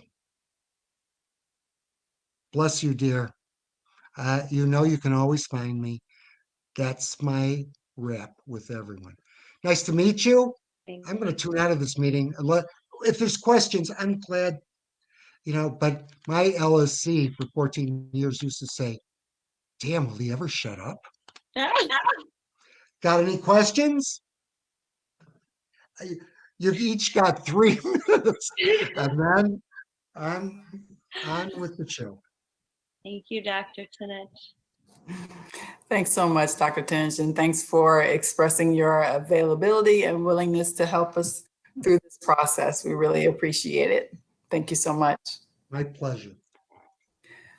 If there is nothing else, we will move into closed session and return. Thank you so much, Chief Klee and Mr. Gray, for attending and making yourselves available for our questions in our community. And we hope this won't be the last time that we see you at our meetings. You will definitely be invited. So thank you all very much. I will tell you that I assisted Lincoln School in principal selection. And if you want my assistance, it's a pure offer. I have no special desires for who you pick as your principal, but I do hope that you pick a great principal and it'll make a difference. You've had a great principal. You know, you can't make everybody happy. That's the real world. The ideal world, you know, as we deal, now you're going to look for who's ideal for you, but you're going to end up with someone real. Good luck. Thank you. All right. Thanks, everyone. Nick, have you, go ahead. Where you The link is in the chat. I believe we have to motion to go into the closed session. Oh, that's and right. vote We on certainly it. do. Thank you, Nick. Those pesky rules, you know. I just want to say before you do that, thank you all, because officially this will be my last principal LSC meeting. So thank you, and thank you for committing to do the work. I know it's a lot, and I appreciate you doing it. And I'm just incredibly grateful to have had the time. And some of you have been with me for a lot of it, and some of you just a little. But I'm incredibly proud of what we've done, and I know you guys will find a great person to keep the work going. Thank you, Mira. Thank you for everything. Is there a motion? I motion to move the LSC meeting into closed session for principal evaluation. I second. I missed who that was. Who was Kate, that? I second. Oh, okay, thank you. Okay, is there any discussion? No? Okay, so let's take a vote. Move into closed session. All in favor, please use your icon to vote.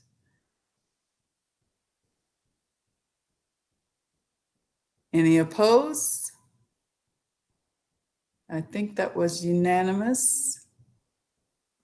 Okay, we will, the motion carries. We will move into closed session and return once our business is done. So Tina, I'm going to leave the link open. I'm not going to be sitting down here the whole time though. So when you come back. Oh, come on, Mira. No. It'll be open here, but I don't know that I'm going to be in front of the computer.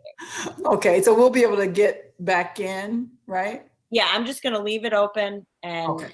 Yeah, when you come back, you come back. But just someone text me when you're done, and if then I can close it out when everything's over.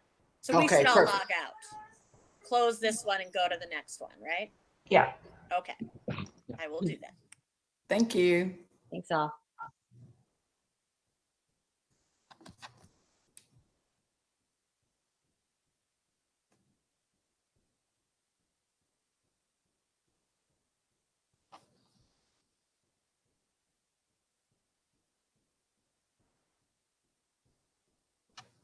Tina, can you repost the link? I forgot to copy it before I left, and now it's disappeared. Oh, okay. Now you're going to reveal my lack of being tech savvy. I see it here. Let me see if I can. Oh, Nick just did it. Thank you, Nick. All right. Evidently not the best. Oh, okay, thank you.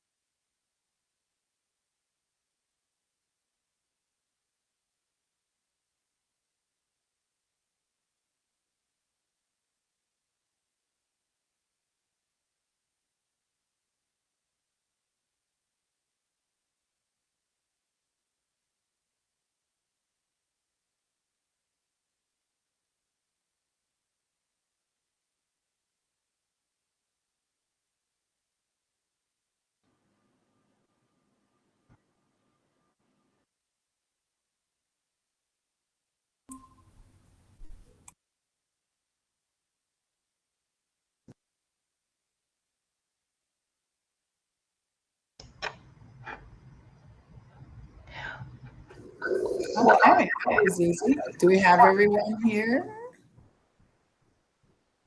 While we wait for Mira, can I ask one question? Unrelated. Okay, yeah.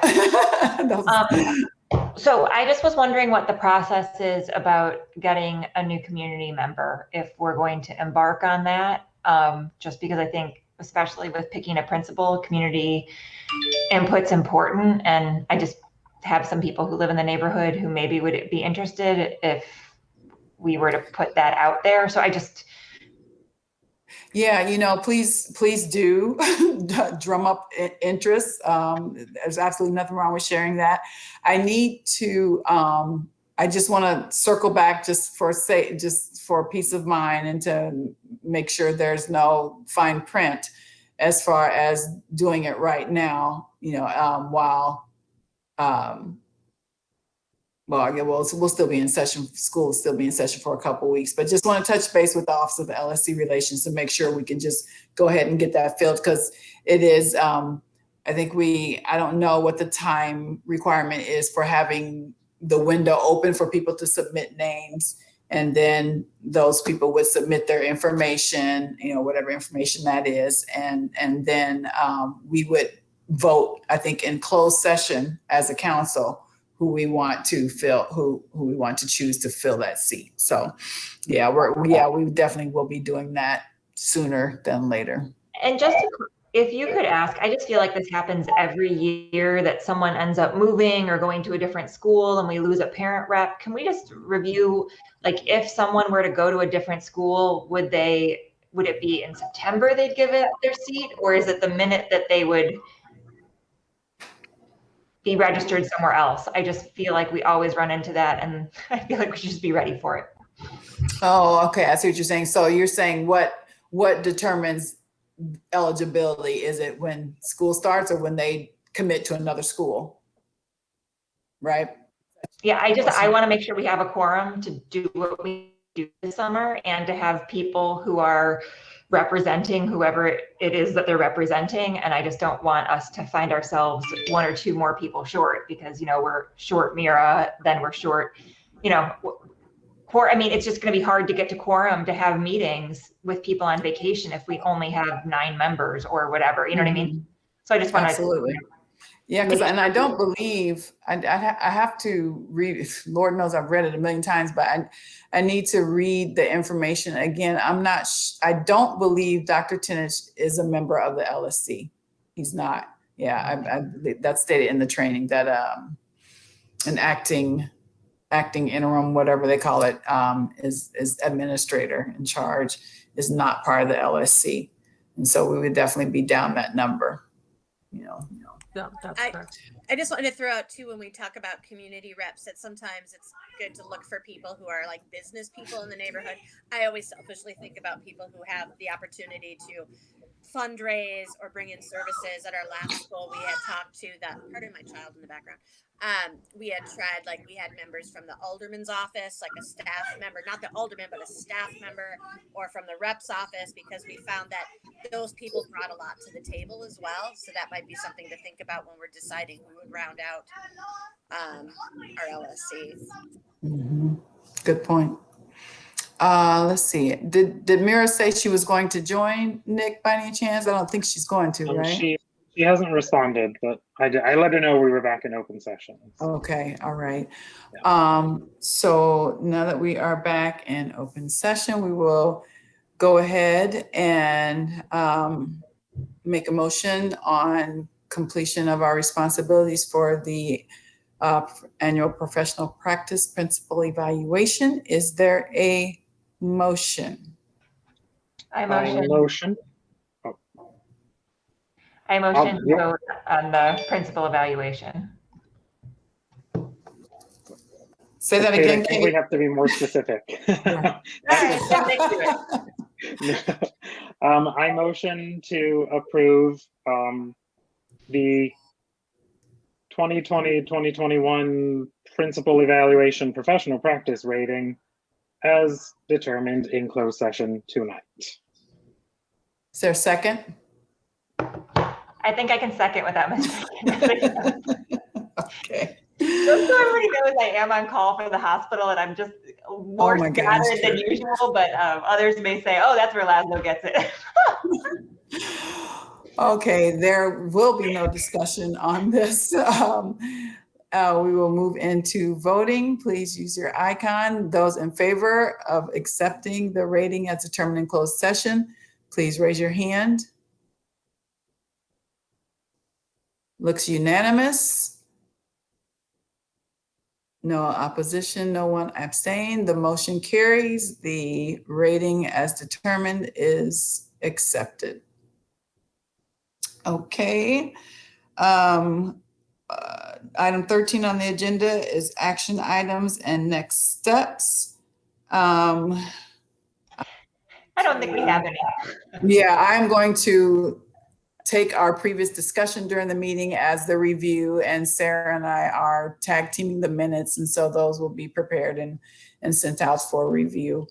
Number 14, the next regular virtual meeting date will be the July organizational meeting. So I will be in touch as far as getting that meeting on the calendar, but I think we're going to be seeing a lot of each other anyway with the principal selection process. Yeah, Kate? Just one last thing, and I think I know Sarah was working really hard on the bylaws and all of that. Did we ever vote on that, or do we need to get that on the schedule? Sorry. Just Oh, no, that's okay. Okay, Yes, Sarah. we do need to put that back on the table for a vote. It is, it has been reviewed again by the law department, and yeah, we do need to put that back on the agenda for July if that's possible. Thanks, Kate, for bringing that up. And Sarah, that is an automatic agenda item for the organizational meeting. So yeah, so we'll just have them ready to go this time, and we can just vote on it right there. And do we have anyone who's interested in being the secretary now that we've lost our secretary? I'm just saying that would be something to put on there too if we had a bunch of people jumping at that. Well, yeah, it's where we'll decide we'll vote on officers anyway. So yeah, everybody think about that. Okay, so yeah, so I'll be in touch with that date. The next item on the agenda is to adjourn. Is there a motion on the floor? I will. Come on. Okay. You will what, Lori? What are you doing? I motion to adjourn this meeting. Is there a second? I second. Okay, is there any discussion? All right, it has been moved and seconded that we adjourn. All in favor, please vote using your raise hand icon. All right, it appears to be unanimous with no opposition and no one abstaining. This meeting is adjourned at 8:30 p.m. Thanks, everyone, and I'll be in touch soon with the special meeting announcement. Take care. Thanks. Bye, Mira.